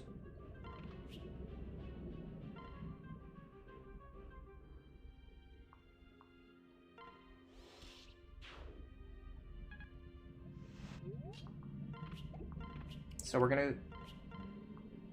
Very surgical technique that I like using, where you have your Gale Force characters run through the enemies, take out everything that has counter first, then take out everything that has Luna, and then back up, and then enemy phase whatever is left over. This drastically reduces the difficulty of Lunatic Plus.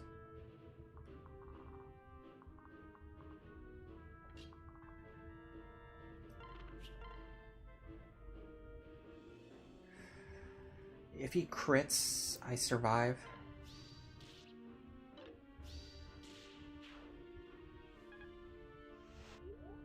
Okay.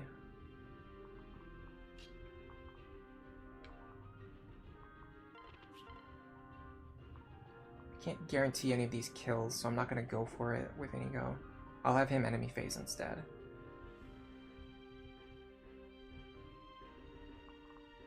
In fact, that's probably what I should just do, right? Just have him enemy phase. I have to put him all the way back here. Is that right? Hold on a second. Yes, it is. Okay. Put him back here.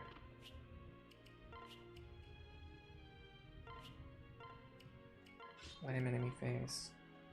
Okay, now I'm gonna rescue...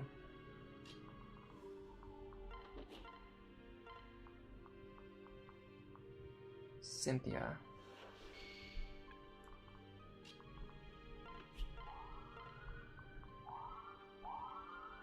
You rescue Severa. And then we get ready for next turn.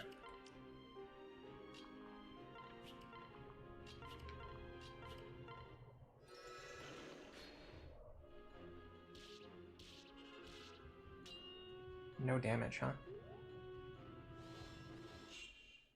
Alright, here comes the next group. I love that this guy has 1 HP, by the way. I really want Na to kill this guy if we can. That would be so epic.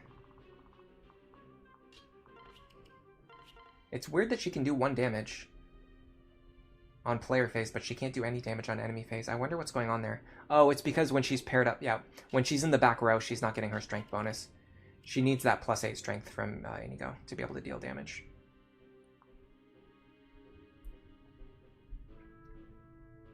Inigo can get this kill, though. No Vantage. Now we have Gale Force, so we can move out of the way later if we need to. Okay, next up. This guy's counter. Counter here. This guy's counter and Luna, so I want to get rid of him pretty efficiently. I can probably... Okay, so if I get any proc skill here, or crit, or a dual strike from Jerome, I think I just get rid of this guy immediately.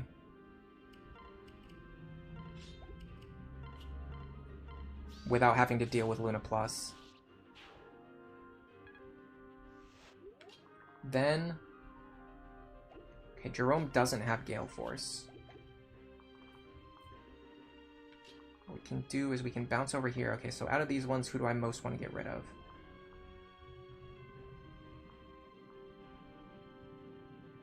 Definitely you.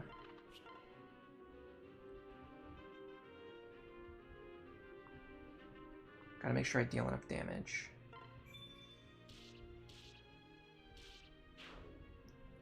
Now, Brady gets you.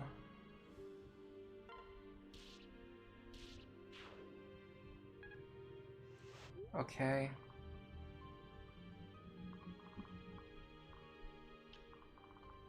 So I want to put you at the edge of his range and heal you.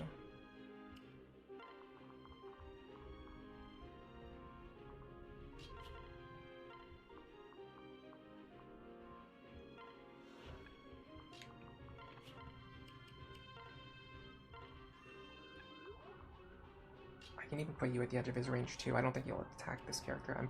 I'm certain you would prefer to attack Inigo. I'm nearly certain of that.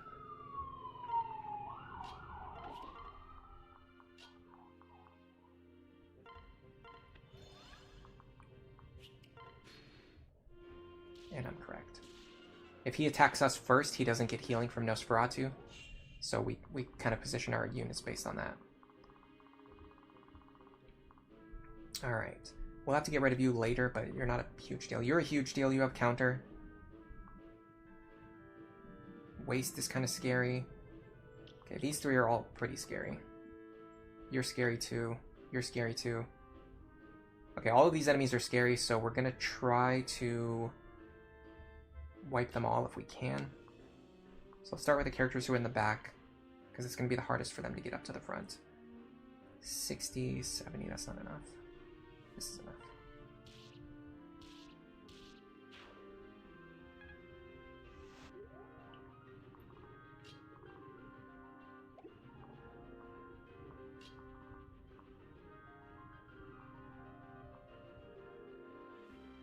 Problem with Inigo is I don't think he can guarantee any kills. 34 actually does it. I should be able to take this amount of damage. 34 does it, right? No, hold on a second. That's just not quite enough.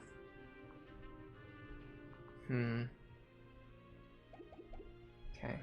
This is where rally strength would be nice.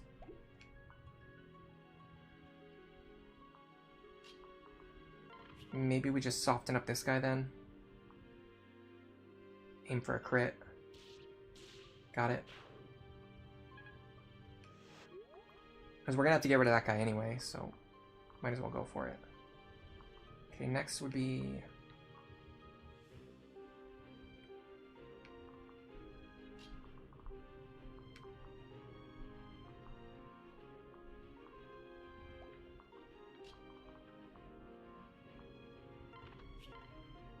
This is a good matchup for Waste, because he deals basically no damage to me. So I want someone who can tank the attack to take the hit from Waste.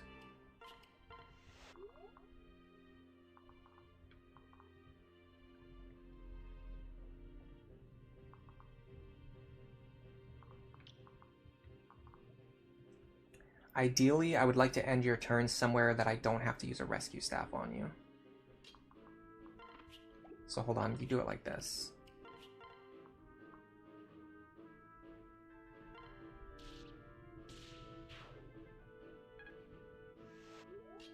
And then this. Yes. Okay, then Severa comes in. Her first kill goes here.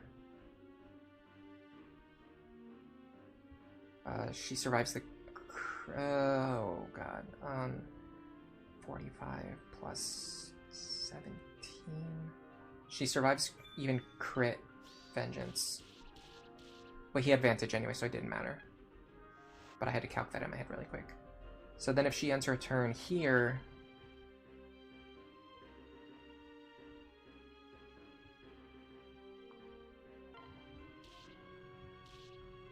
I actually don't need to use any rescue staves. We clean them out very efficiently.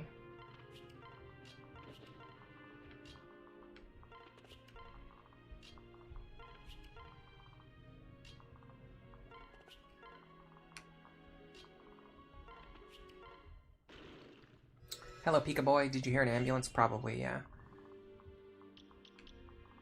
I live on the main street in a very small town, so anytime anything happens anywhere, if any police have to go somewhere or if any ambulance have to go anywhere, they always have to drive right by where I live, so you're pretty much always going to hear it.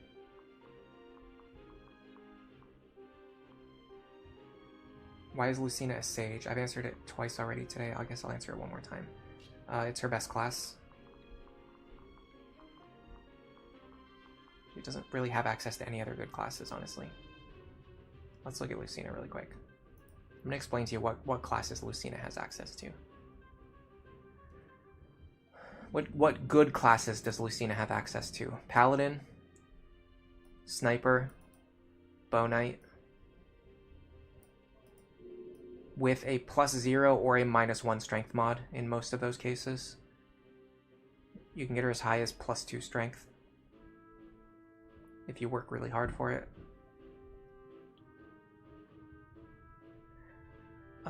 Any class where you want to give her Gale, any character where you want to give her Gale Force she ends up with a 0 or a -1 strength mod, except for Olivia. So if you want to do a physical Lucina, Olivia is basically the best option because she can actually get +2 strength and Gale Force. But the problem with that is she doesn't have any great classes. It would be Paladin, Sniper, Bow Knight, Falcon Knight, Assassin.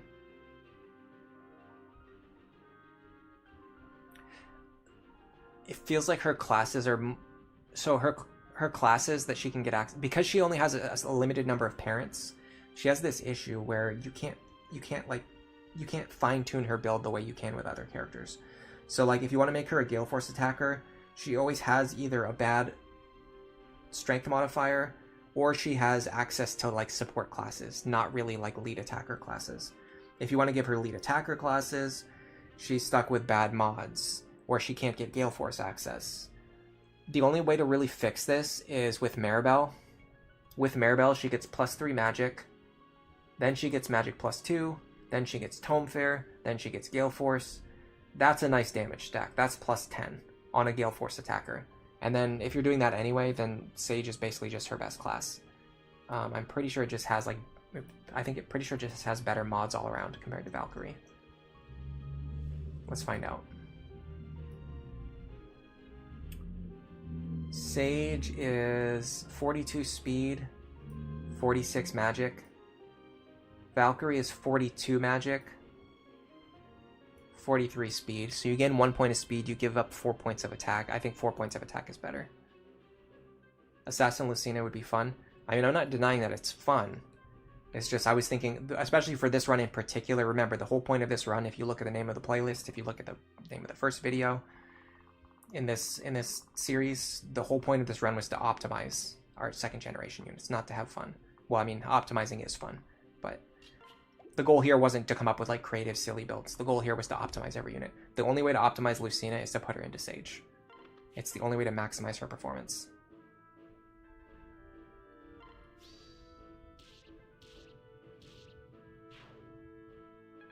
Look at that. And remember, Aether works with tomes. You don't have to use Aether with physical weapons. So she's very, very effective in this way.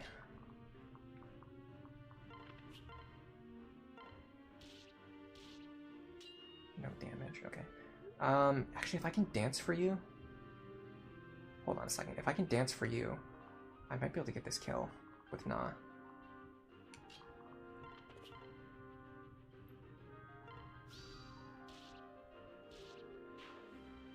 I'm gonna try something goofy here.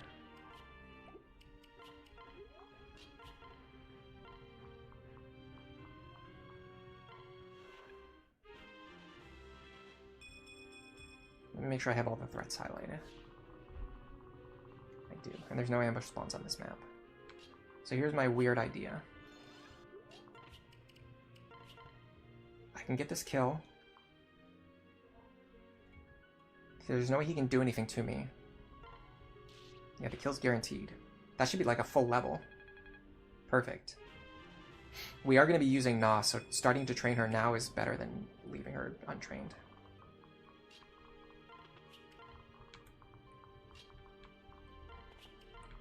Now we can kind of use the rest of this map to try and get as much experience onto Na as possible, because there's no longer any time pressure. All the remaining enemies just kind of move like at their own pace. So let's draw him out first. I want to be standing like down here.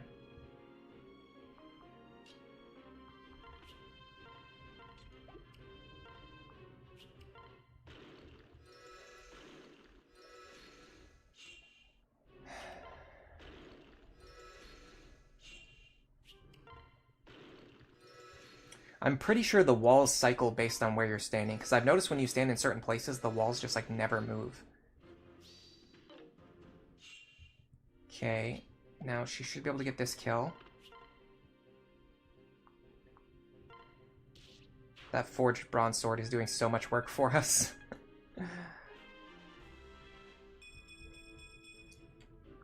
With Gaius as a father, she should have a better strength mod too. Okay, now she can definitely go down here and just start... no, we have to break his Ruin Tome. We can break his Ruin Tome though. I don't see any issues with that. Where's Laurent? Get over here, Lauren.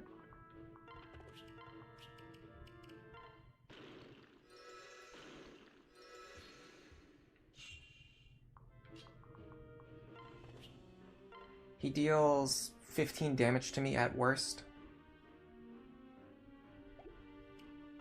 If I don't have a tome equipped, his accuracy goes down, which kind of hurts us, but it's going to make this take longer. But if I do have a tome equipped, I'll kill him, which means I won't be able to break his weapon. So it's kind of a lose-lose situation.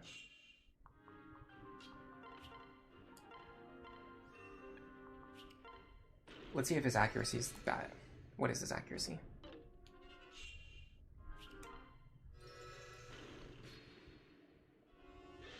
It is 45. He can definitely hit me. It's just going to take a while. All right, before I start grinding Nah, let me go use the bathroom really quick. I might grab a banana too. What do you guys think?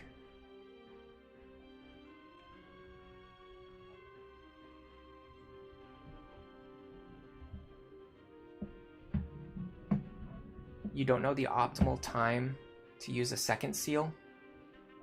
So the answer is going to vary based on unit, but the general answer I can give is that the best time to use this. Okay, so if your character can do what you need them to do without using a seal, you shouldn't use the seal yet. If you need to use the seal in order to accomplish something, like to get an extra +1 movement so that you can reach a thief before he escapes, or if you can get like an extra 4 defense so that you can survive against, you know, specific enemies on the map, that's the time to use the seal. You really enjoy my videos. Thank you very much. I'll be right back. I gotta use the bathroom really badly.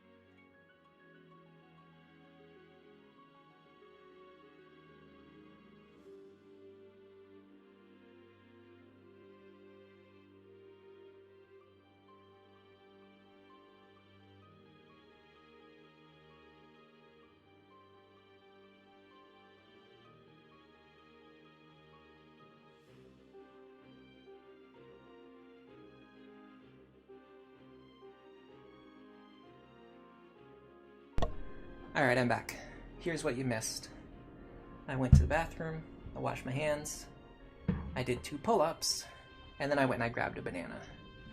And we refer to this as delicioso. Delicious banana. I peeled it in a really weird way though. So I'm gonna eat this banana while breaking this guy's weapon. Mr. Max, salutations. Welcome to the stream. Oh, hold on a second. I gotta get this thing ready, because once I'm done eating this banana, I'm gonna have to put the peel somewhere. I grab something for it. Alright. You like swords because they have the lowest weapon weight. Yeah, I think one of the reasons, I mean, there's a lot of reasons why swords are really bad in this game particularly, and the fact that there's no weapon weight is for sure a part of it. Because like you can like there's no reason to use any other like there's not really a reason to use swords when the other weapons just deal more damage. Although it is interesting that like with max weapon rank, the sword damage actually ends up being pretty good. But it's still not as good as the axes.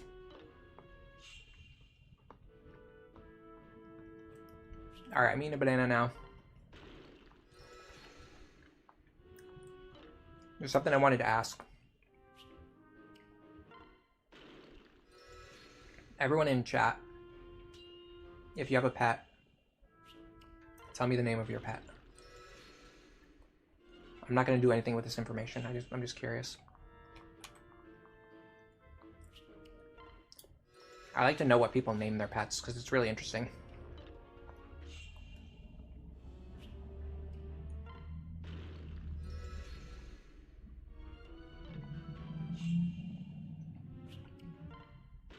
I'm going to turn my face away from the microphone when I'm chewing so you guys don't have to hear it.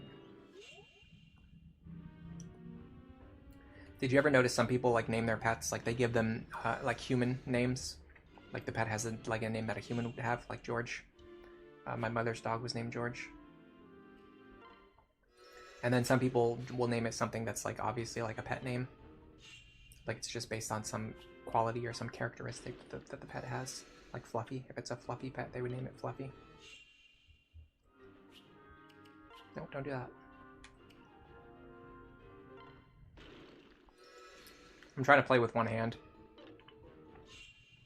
Oh my god, this is taking forever.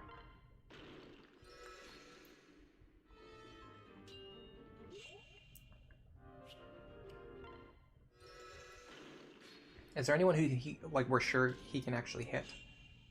Who's not going to dodge his attacks?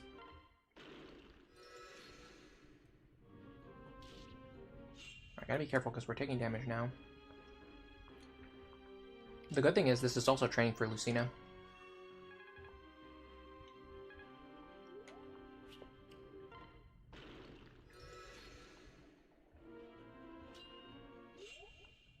We talked about this earlier, but this is really the kind of thing you can do in your no-grind run to like boost the performance of your team. Like Lucina's getting free staff healing experience. Na is getting like an extra level for every single kill that she gets.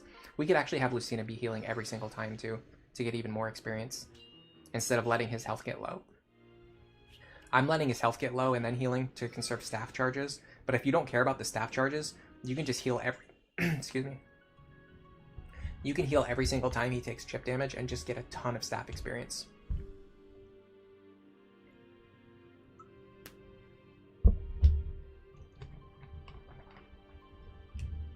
Your dad has a cat named Savici, and the cats before that were named Cindy and Sarah.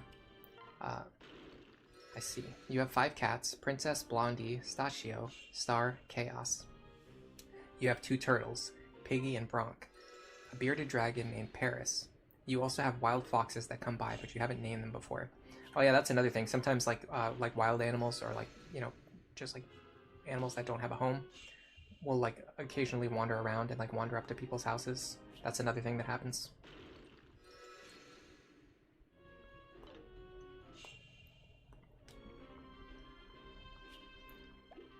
Let's get some more staff experience. How much are we getting per heal? We're getting 8 per heal. That's pretty good.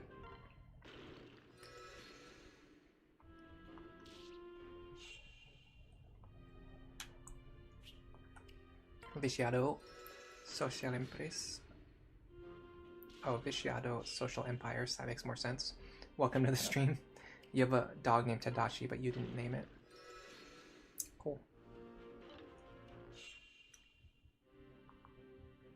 Are they named after the character from Haikyuu?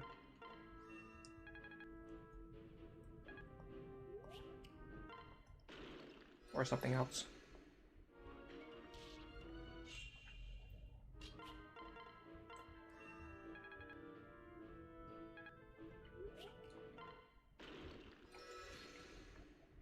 Should be almost done here.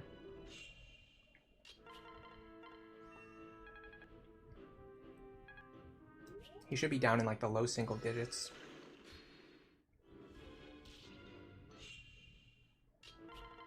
if I take time to check how many charges he has, that's just going to waste time. It's faster to just do this until it breaks. All of your cats actually wandered into the house. That's how you found them. That's how my mom used to do it. She used to, like, there just used to be animals that would just like wander over to wherever she lived, and she would basically take them in. Your family cat's name is Cookie. You're French, and the joke was since they're a male in French, you would remove the E on the adjectives and the like. Okay, I don't know anything about how like the French language works. The turtles followed one of your daughters home one day, so you decided to keep them. It happens. I've done some herpetology surveying, which is where you catch reptiles in the wild. It was pretty interesting. I remember one time chasing a turtle around. I wouldn't say it was fast, but it was more evasive than you would expect. Like if you just took your eyes off it for a second, it would start to like wander away. And I didn't have a partner with me on that day, so like every time I was like trying to turn around and like get something like a box or like a tool or whatever, the turtle would I would turn back around and the turtle would always be like wandering away. So it was like it was using every single chance that it could to try and escape. And we weren't like catching them. You would just like, I mean, you would catch them, but then you would just like write down information and then you would let them go. So it was like really hard for me to write down the information when it was constantly trying to escape. Okay, here we go. Get over here. We can actually get not even just the kill here, but we should be able to get good chip experience. Yeah, because we can deal 4 damage per hit. Gotta be a little bit careful of counter. Let me make sure that I'm constantly healing her. Don't do that. I want to make sure that I'm constantly healing her so that she doesn't destroy herself with counter damage. Especially if she crits. So if she crits, she would deal 16. Nope, that was not what I wanted to do. Oh, I'm very glad I missed there. Why is it that when you want to do something other than use a staff, it feels like the staff is always the priority action? And when I don't want to use a staff, the staff is not the priority action. I don't know how that's possible, but I swear that's happening right now. Alright, we should be able to get 2 or even 3 levels out of this guy. So that was worth the effort. In my opinion. Which isn't worth anything.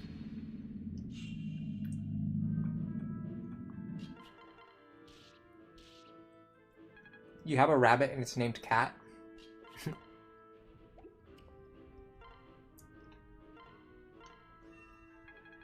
Turtles are really interesting. Sometimes they chase your cats around.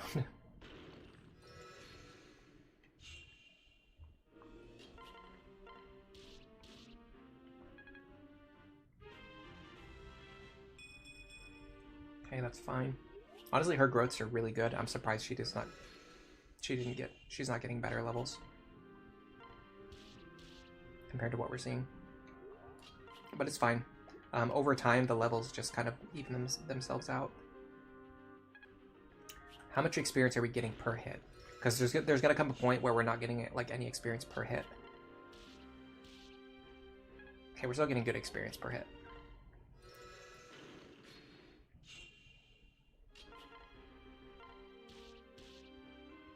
Yeah, we're still getting like 10 experience per hit. There's no reason to speed this up at all. Lucina's getting free staff experience. This is actually a fantastic setup. Look at this. We're just grinding staff rank, grinding staff experience, getting Na trained. Unfortunately, the sword training isn't going to matter because we're going to be switching over to lances.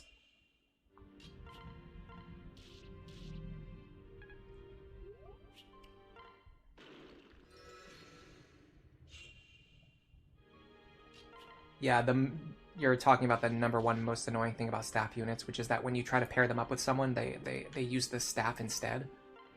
And so you can end up like completely blowing your entire run if you try to pair up 2 characters and then they waste their turn healing like 1 HP instead of pairing up with the person you needed them to pair up with. It can be absolutely devastating. I'm surprised we haven't landed a crit yet. Oh, never mind. Our crit chance is 0. I don't know how I missed that.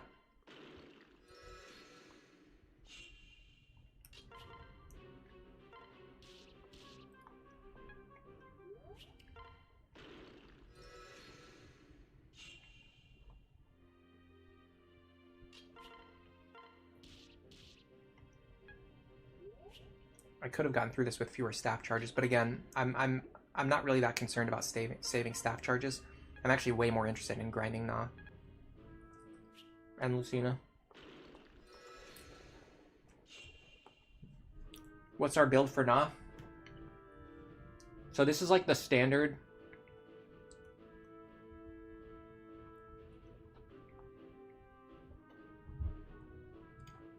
Sorry, 1 second.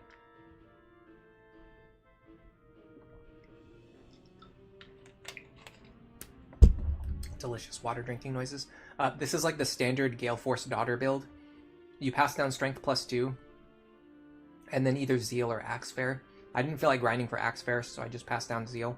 And then you go Speed +2, or sorry, then you go Pegasus for Speed +2, Lance Fair, and then Gale Force. The reason we're going through Thief now is because we want Move +1, and we want Lock Touch as well. So we would go through Thief first, and then go through Pegasus after. So that's what we're doing. Alright, so we should get a big boost of experience here. Maybe a full level. Almost a full level. On top of all the experience we gained. Yeah, we got 3 levels from this guy. That's more like what you would expect from Na's growth rates right there. Alright, question is, who's coming out next? Is it you? Oh man, if I realized that, I would have had Lawrence standing here the whole time. Oh, that's brutal. We could have had Lawrence standing right here the whole time. Ugh, gross. Okay, it's fine. Well, let's spend some more time doing this. I'm gonna try to be more efficient if I have to do this again. Okay, that's a good start.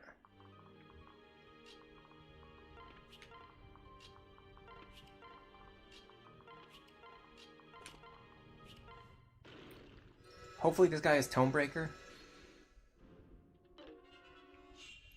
Let's check. He does not have Tomebreaker, so his hit rate isn't... Excuse me, his hit rate is going to be atrocious. I get hiccups now. That's what happens when I eat when I'm streaming. I always get hiccups from it. I don't know why. Alright, well his hit rate is still pretty good even without Tomebreaker.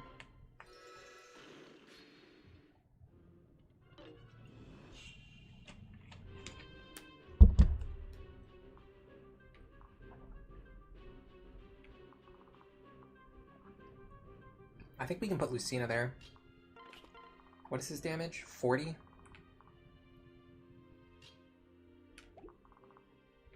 Yeah, I'm pretty sure if we put Lucina here, she'll get hit more often.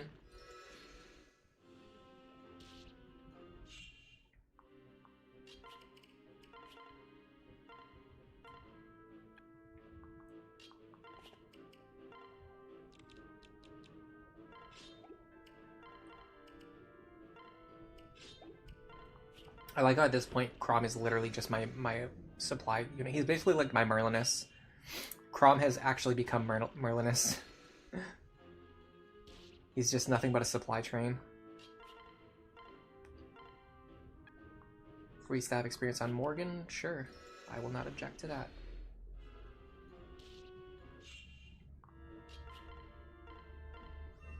Yeah, I could have just had Laurent standing here the entire time when I was training Na, and we could have saved so much time. It's not the end of the world, but it's mildly annoying. A little bit of a time waster. When this is already going to be a very long chapter, because it's just a very long chapter. Thief for move +1, lockpick, and then, no, Pegasus. We're going Pegasus for speed +2. And then Lance Fair, and then Gale Force. I mean, I could eventually maybe go into Wyvern Lord or Falcon in the end, depending on which stats her partner needs. If her partner wants more strength and defense, I'll do Wyvern Lord later. If her partner wants speed, then I'm going to do Falcon Knight later. Falcon Knight's really good because you get access to stabs. So it's probably going to be Falcon Knight, but who knows. Does Lucina take this? 54? That's a lot of damage. It looks like we take it. She doesn't have a good partner though. Let's just use let me go for this. I doubt she can damage this guy, so I'm just gonna do this.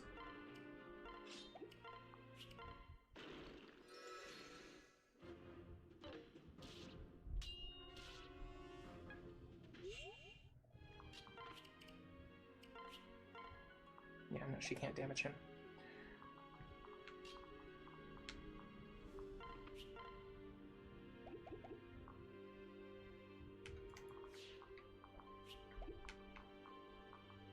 Spear.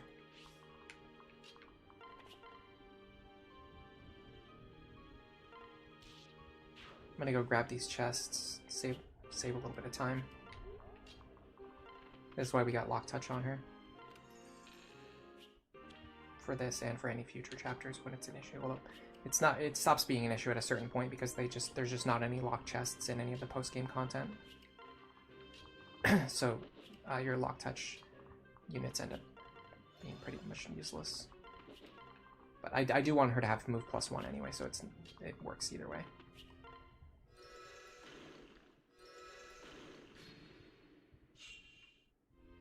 Alright, next is, oh, this guy, okay. Hold on, I gotta wait for that door to open again. Oh, there's my second seal.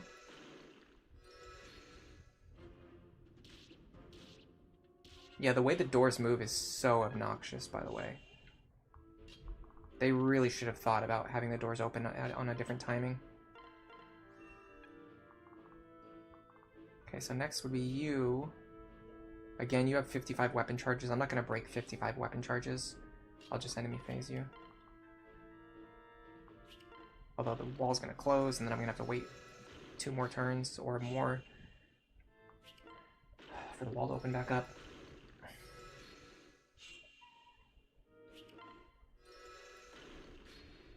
I don't know what's up with these walls, by the way. They take forever. There it is.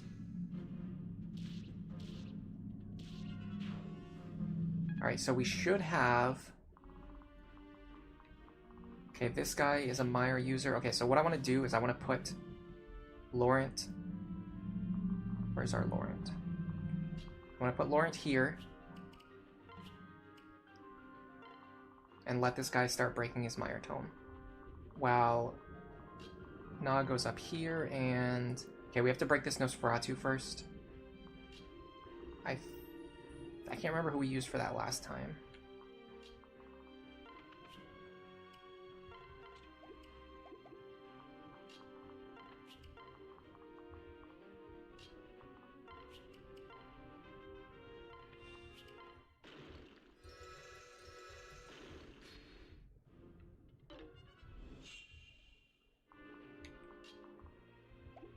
Oh my god. These walls are obnoxious. Just open up, please. I think whenever you open the door, it causes all of the walls on that row to open up, maybe? It's a question mark. Yeah. Dude. Please. Just land your attacks.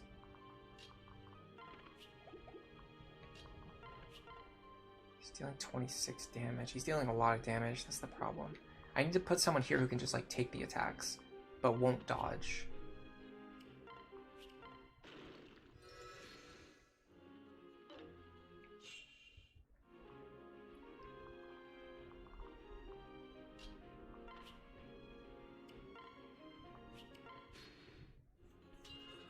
It's a good start.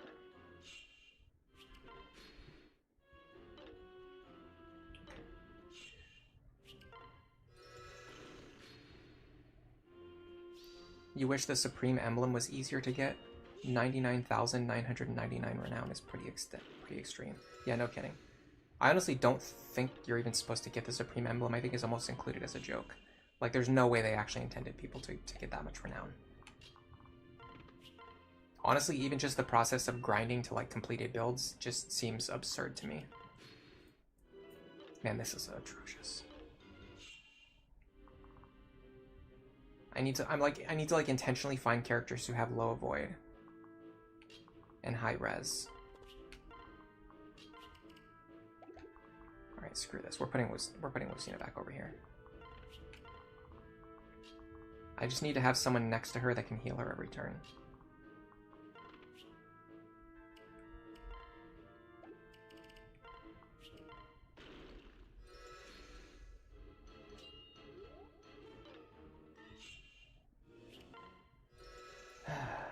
What does the Supreme Emblem do? You sell it for a bunch of money. I can't remember how much. It's like 50,000 or like 100,000 gold or something.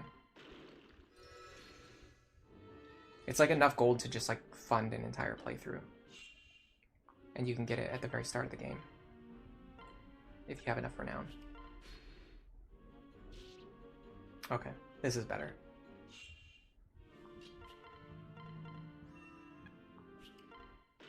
Oh yeah, it sells for 99,999 gold. That makes sense. Can you believe they designed a map like this? It still blows my mind. This is still, like I said it already, but this is easily the worst map in the game. This is just insanity.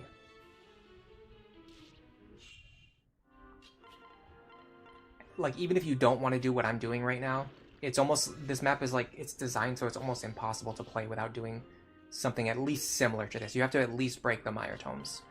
You have to at least like sit there and slowly like edge the enemies out of the walkway so that you can, so you don't get overwhelmed, or so that you don't get attacked by 10 enemies on a single turn. You have to like look up and figure out exactly what pattern causes the walls to break. It's just crazy that they make you do all of this for minimal gain. For minimal gain, you get just like nothing from doing. You get almost nothing from doing all this. If you want to actually get anything out of it, well then you have to do what I did and break enemy weapons so that you can train one unit to get 3 levels on them. Honestly, I think we can get her into Pegasus. We can get her back into Pegasus before the end of this chapter. You're going AFK for a bit? Man, I wish I could go AFK right now. I was actually wondering if there's like some way to automate this process of just having your character stand in one spot, getting attacked over and over again.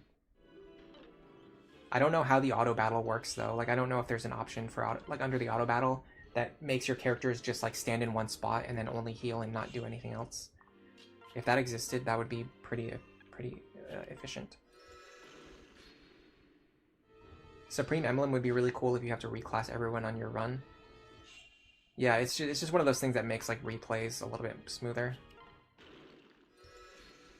It's actually, so when you play runs where you allow yourself to grind, or you allow yourself to get renown rewards, the big limiting factor actually just becomes the fact that it's almost impossible to get the seals that you need early on because they're so rare. They only show up in the shop like every so often. And so it ends up becoming a matter of like, okay, well, like how long is it going to take me to get, how many times do I have to reset the game and set my clock forward over and over again in order to get the seals? Or if you're not willing to do that, then how lucky do you need to get, or how much real lifetime do you need to waste in order to get the seals? Because otherwise you're not going to get them early enough. You're going to end up with a bunch of characters who are going to be like level 20 and they want to promote or they want to change classes and they just can't. The good thing is I was smart enough to put Laurent in the right position this time, so he is slowly grinding down those tomes while we do this over here. Alright, here we go. This one has counter, of course he does.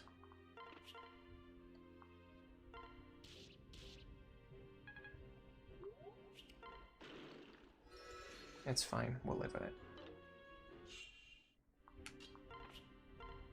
Nope. Oh my god. Okay, hold on a second. Get all of these items out of your inventory, please.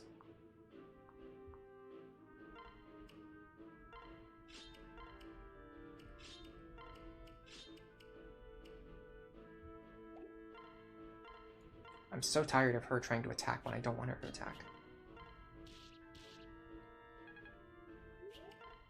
Oh, we do have a crit chance. I think it's when Robin and Lucina are standing next to us.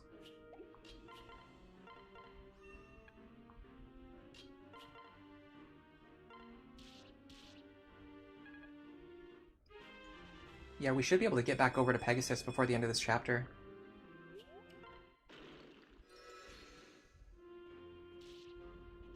How did that guy not break his Mire Tome yet? Seriously. How many Mire Tomes can you have?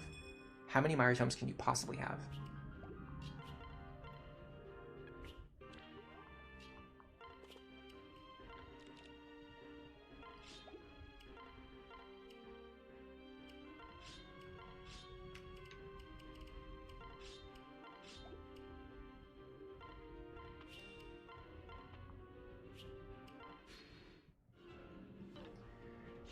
You use spot pass teams to grind rift doors and then grind seals. Man, that just sounds like so much work. I just don't like doing tedious things in games, I say, as I'm sitting here grinding a unit. In the most inefficient way possible. On the most annoying map possible. There are some maps where you can reach both sparkle spots on turn 1 and then reset if you don't get a rift door. It's an interesting idea, for sure.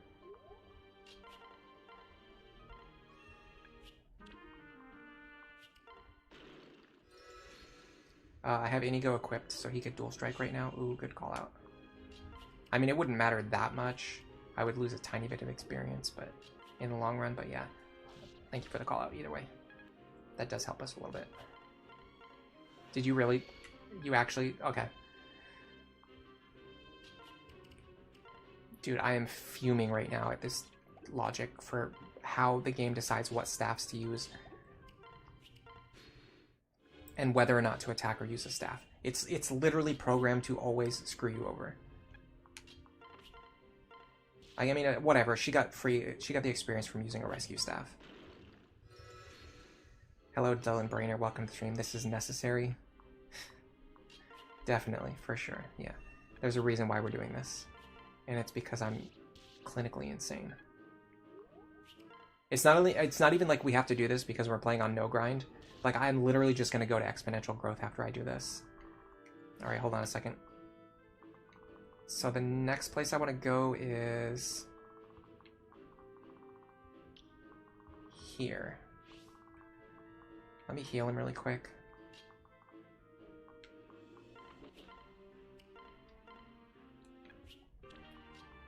Start working on this one.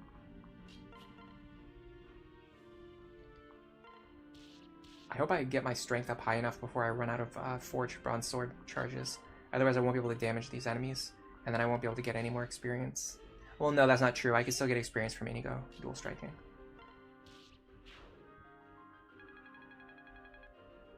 Okay, that's level 7. That's another point of strength too. That could help us.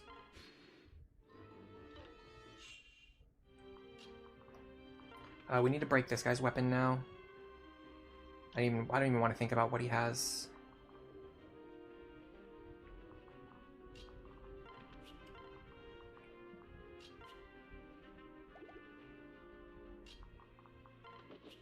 Unfortunately, his hit's going to go down to 20 when we unequip our tome. But if we have a tome equipped, we'll kill him, so we can't do that either. I can't have Lucina fight him because she'll get killed by a critical hit. I could have Lucina stand here, though.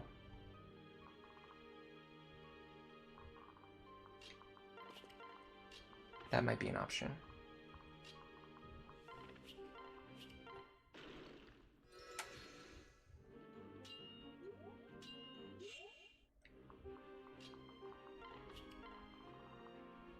He does have Luna Plus. This doesn't matter, though. The most he can deal is 40 damage. You grind while watching YouTube, so you don't really feel like you're wasting your time. Yeah, I'm definitely a big multitasker myself. I try to do similar stuff too. If I ever have to do like off-stream grinding in games, I usually either at least have music playing or I'm watching something else on another monitor. Okay. Just gonna be doing this for a while now. Grinding on stream or like doing stuff like this on stream isn't too bad either, because at least I can read chat or like try to keep up with chat. But I think sometimes chat finds it boring, so you have to strike like a good balance. Like, I can't sit here and do this for 5 hours, otherwise like every single person on the planet would leave the stream.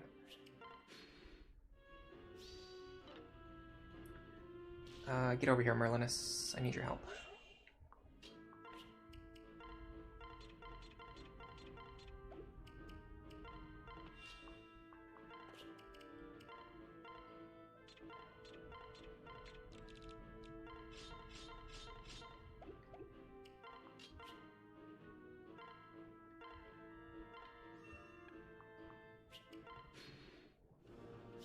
Just waiting for one of these guys to break their weapon. You know what I could do? I could go open this door while I'm waiting.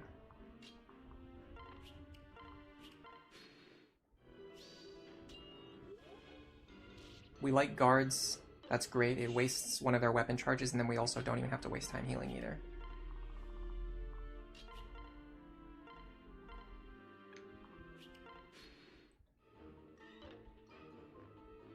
What other games have people been playing lately other than Fire Emblem?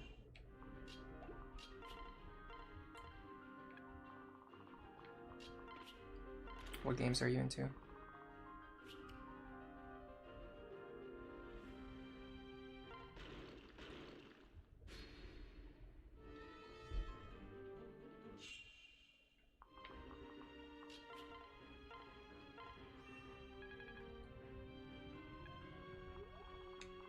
Yeah, you can make it go faster by holding down the start button. You can also make it skip the turns completely. I don't know why I don't do that more often. That's a good question. Maybe I just don't value my time that much.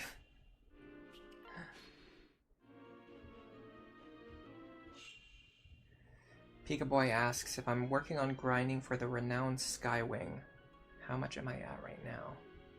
I have max renown on this file already. But it's just because I downloaded a file that had max renown. I didn't even do that intentionally. What I did was I downloaded a file that had Lunatic Plus already unlocked. But as a result, it also just had max renown. Because it just happened to be the completed game file. It had I downloaded it so that it would have Lunatic Plus already unlocked, so that I didn't have to play through Lunatic to unlock Lunatic Plus before I could start recording and streaming it. But then also, as a result, it had a fully unlocked gallery, which was useful to have.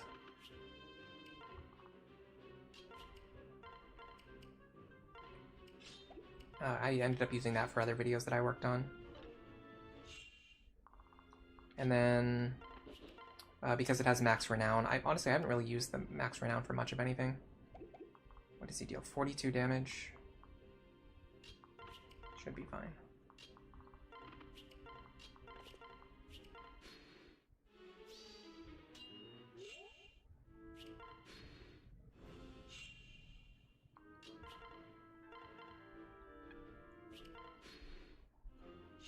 Okay, Lucina's really good for this because her level is low enough that the enemies can actually hit her consistently, which causes them to break their weapons faster.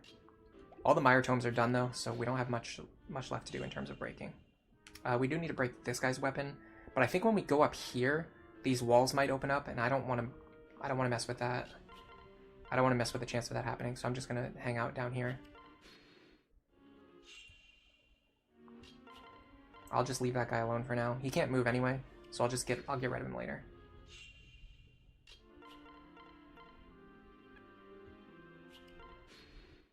You've been playing Super Metroid X Fusion. It's a Metroid hack. It's outrageously difficult, but really fun challenge, especially compared to how linear the Metroid Fusion normally is. I think I've beaten all of... Bro, no way. No way that just happened.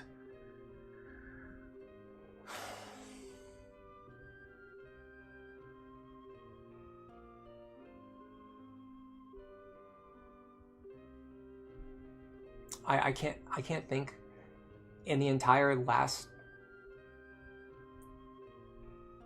year and a half that I've been making Fire Emblem videos, I can't think of anything that's happened before that's made me this frustrated. Even the last time when we had to do Manor of Lost Souls like 4 times in a row in the same stream.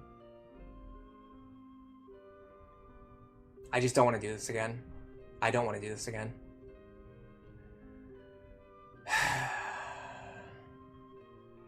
How did that even happen?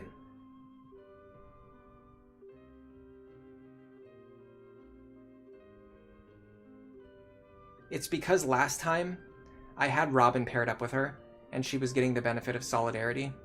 And this time Robin's not paired up with her, which means the enemy probably has like a sub 10% crit chance.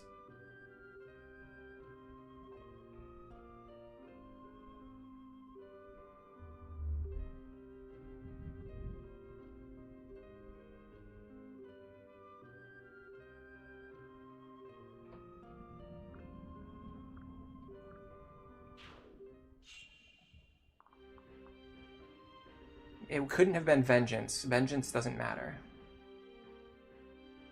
So yeah, it was just his crit chance.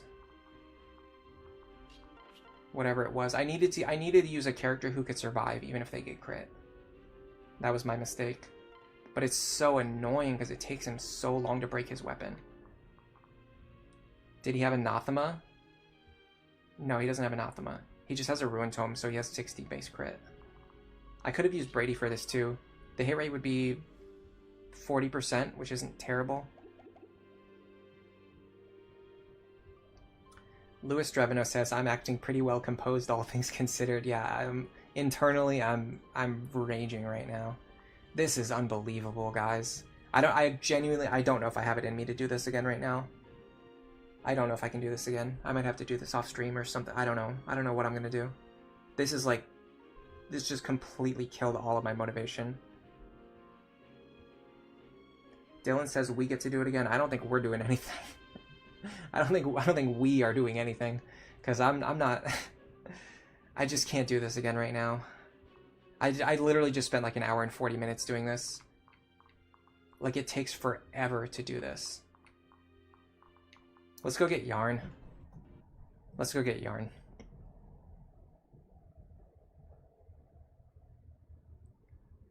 I don't even. Oh my god, this is horrifying. This is so bad. Yeah, this is the worst map to have to restart. You would try to save load a save from a previous turn. Do I even have one? I don't think the game doesn't like make automatic saves, so there's no way for me to do that. There's no like rewind function either, so I can't just rewind. You know, like the most recent save that I made was like months ago when I was testing something.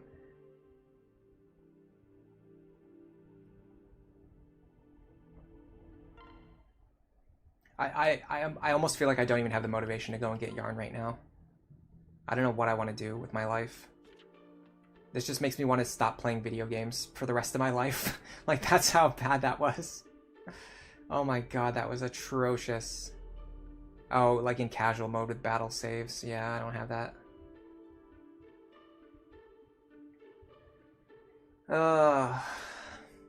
The worst part is, like, even if I don't do this now, like, I'm gonna have to come back and do the same thing next week on the next stream. So it's like we're not even saving a lot of time. You know what I'm gonna do?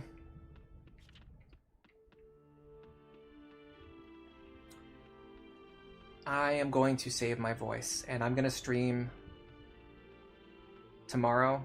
I'm gonna stream Final Fantasy Tactics Advance. If anybody wants to watch that, I will be streaming tomorrow for sure. At least until Millie comes over, which should be after like 1 p.m. and maybe longer, depending on what she wants to do. I'm gonna stream tomorrow. I'm gonna stream FFTA, and then next week, if I feel like doing this, I'll do it. If I don't feel like doing it, I actually have another challenge. I have another challenge run that I want to try in mind.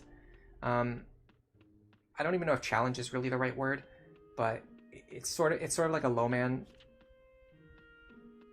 idea, but like a really stupid one where I make a team that's like specialized at like sitting in the corner.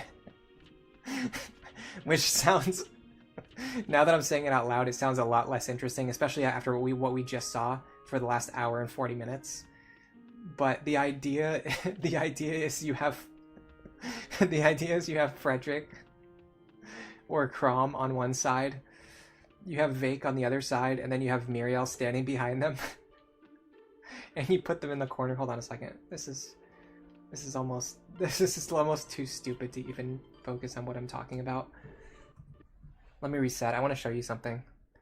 It's really funny. Yeah, it's really funny, but like really annoying. Okay, so what time tomorrow? Basically the same time, like starting at 11 in the morning.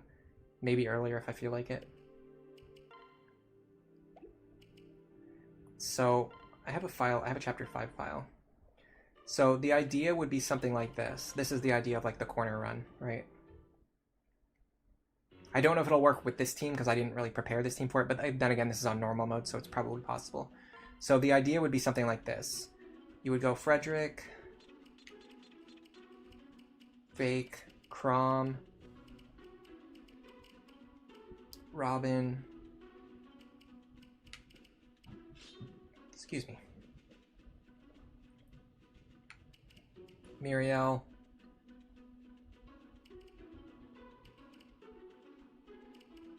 Honestly, Robin's better than Vake right now. Just I didn't train the Vake on this file. I didn't use him the way that I should be using him. So then Muriel would want probably stall. 1, 2, 3, 4, 5. What am I missing? Chrom needs a partner. Chrom's not really trained either, though, is he? No, Chrom's not trained either. Okay, this file doesn't really work for what I'm trying to show off. I can maybe use Kellum. Okay, so the idea would be something like this.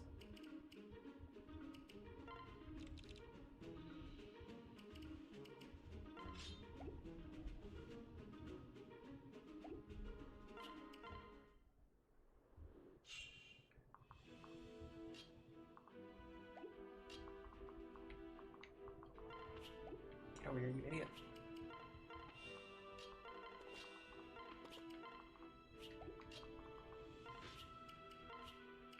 I'd be doing this on Lunatic Plus, not normal mode, for the record.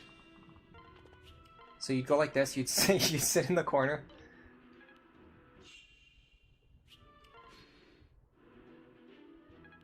Dude, Rickon is tanking up there. Look at him go. Maribel, it took them 2 turns to kill Maribel? How is that possible? God, normal mode enemies are so weak. Okay, so you'd sit here in the corner like this. You'd chip away at enemies that you can, if you can hit them in a way that matters. So then they do stuff like this. Why would you go after Frederick instead of Rob? Oh, dude, enemies on normal are so stupid. So then Muriel would be standing behind them. You want to get Muriel promoted as soon as possible, not just to improve her stats, but also because it would allow her to use a healing staff. So she would be healing Robin and Frederick from her rear position, and then she would fight anything that wants to attack her at 2 range. And then they would fight anything that wants to attack them at 1 range. And this works pretty well, surprisingly. You can just kind of grind everything down this way. And so what you do is, so let's say we're playing on Lunatic Plus mode and these enemies are actually really strong and really dangerous, right? So what you do is you take these low health enemies, and if you can finish them off, like, okay, so we can't finish these guys off, right? So what we would do is we would have Muriel chip them, or Muriel can kill this guy. So we don't want to accidentally, so let's assume we're actually surrounded by a bunch of really super dangerous Lunatic Plus enemies, right? So we don't want to attack this enemy. We want to leave him. No, we do want to attack him because we don't kill him. So if you don't kill him, you want to attack him 1 time. But if we would kill him, then we would go out of our way to not kill him. It's tough to explain what I mean. Especially if he wants to run into Frederick and get himself killed anyway. Okay, now that guy wants to attack Frederick. Interesting. Let me unequip him. Alright, let's see what they want to do.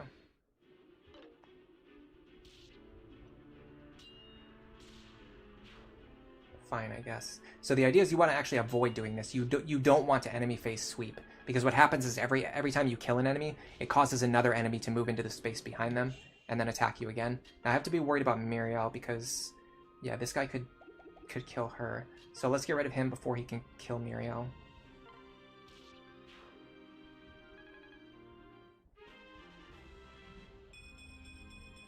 Then, like, let's say we don't want Robin to fight. We could have Muriel take all of his items and put them into the convoy, like this. It's pretty similar to the Chapter 5 strategy that I showed off in my Chapter 5 guide video, but imagine building a team that can do this in every chapter, and can just, like, win every encounter just by grinding down the enemies. I don't know, it's a really funny idea.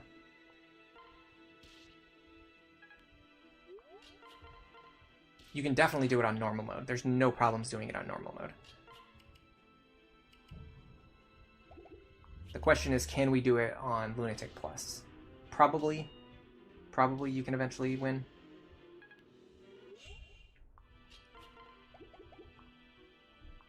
I have to get my stuff back from I have to get my stuff back from the convoy though. I have Chrom in a very not ideal position.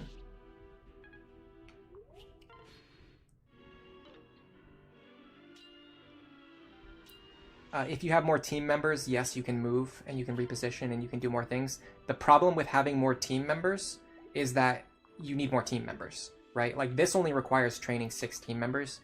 To add an additional square, you would have to train at least 2 more team members, and then to add another square, you would actually need to train 1, 2, 3, 4 more team members. Like the bigger you want to make your turtle formation, the more team members you have to train, and eventually it kind of eventually becomes prohibitive.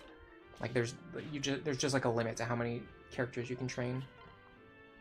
If your entire goal is to like turtle through the maps like this, you want to have as few units as possible, and you want them to all have like super buff stats.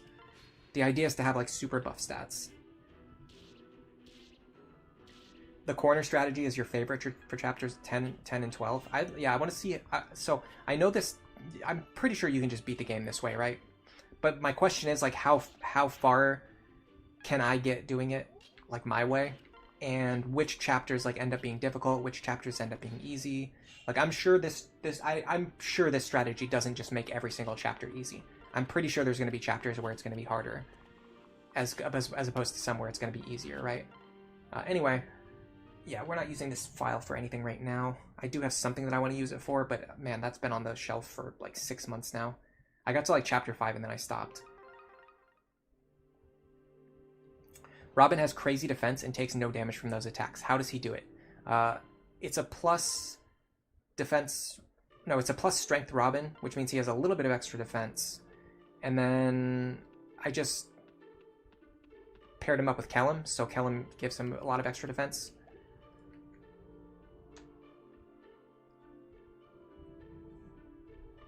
Yeah, probably like 11 tomorrow. I'm going to stream some FFTA.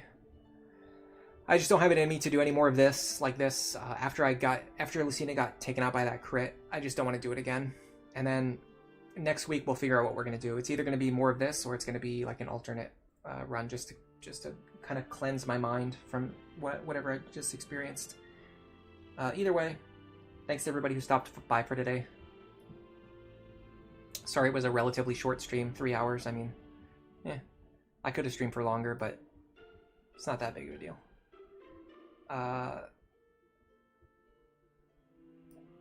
Yeah, I had him paired up with Kellum. Kellum is so good in the early game. Also, I was just showing something off. That was in normal mode, just to show something off. So the enemies had very low attack power to begin with. And that file is specifically used for something which it will make a lot more sense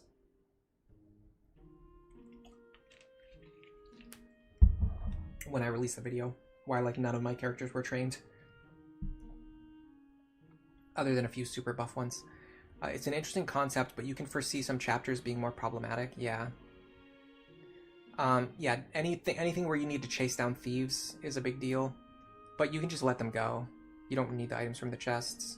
I think chapter 7 is going to be a pain because you have to defend Emerin. I think chapter 8 is going to be a pain because there's actually no corner. The corners in chapter 8 are either occupied by like air tiles where only flying units can go, or mountain tiles where only flying units can go. So you can't, and you're surrounded by flying units in that chapter too.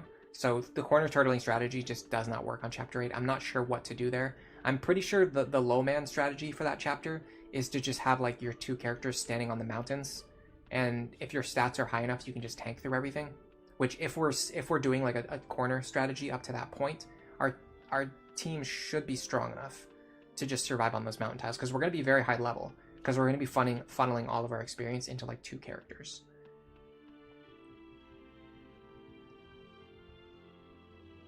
Yeah, the moving fortress formation just takes too many units. You have to grind 10 units, and like 4 of them need to be strong enough to enemy phase sweep. Like, can you think about a playthrough where you had 4 units all strong enough to survive like every single enemy? Because when you do a strategy like this, right, any character who's standing in an exposed position needs to be able to survive every single enemy on the map attacking them.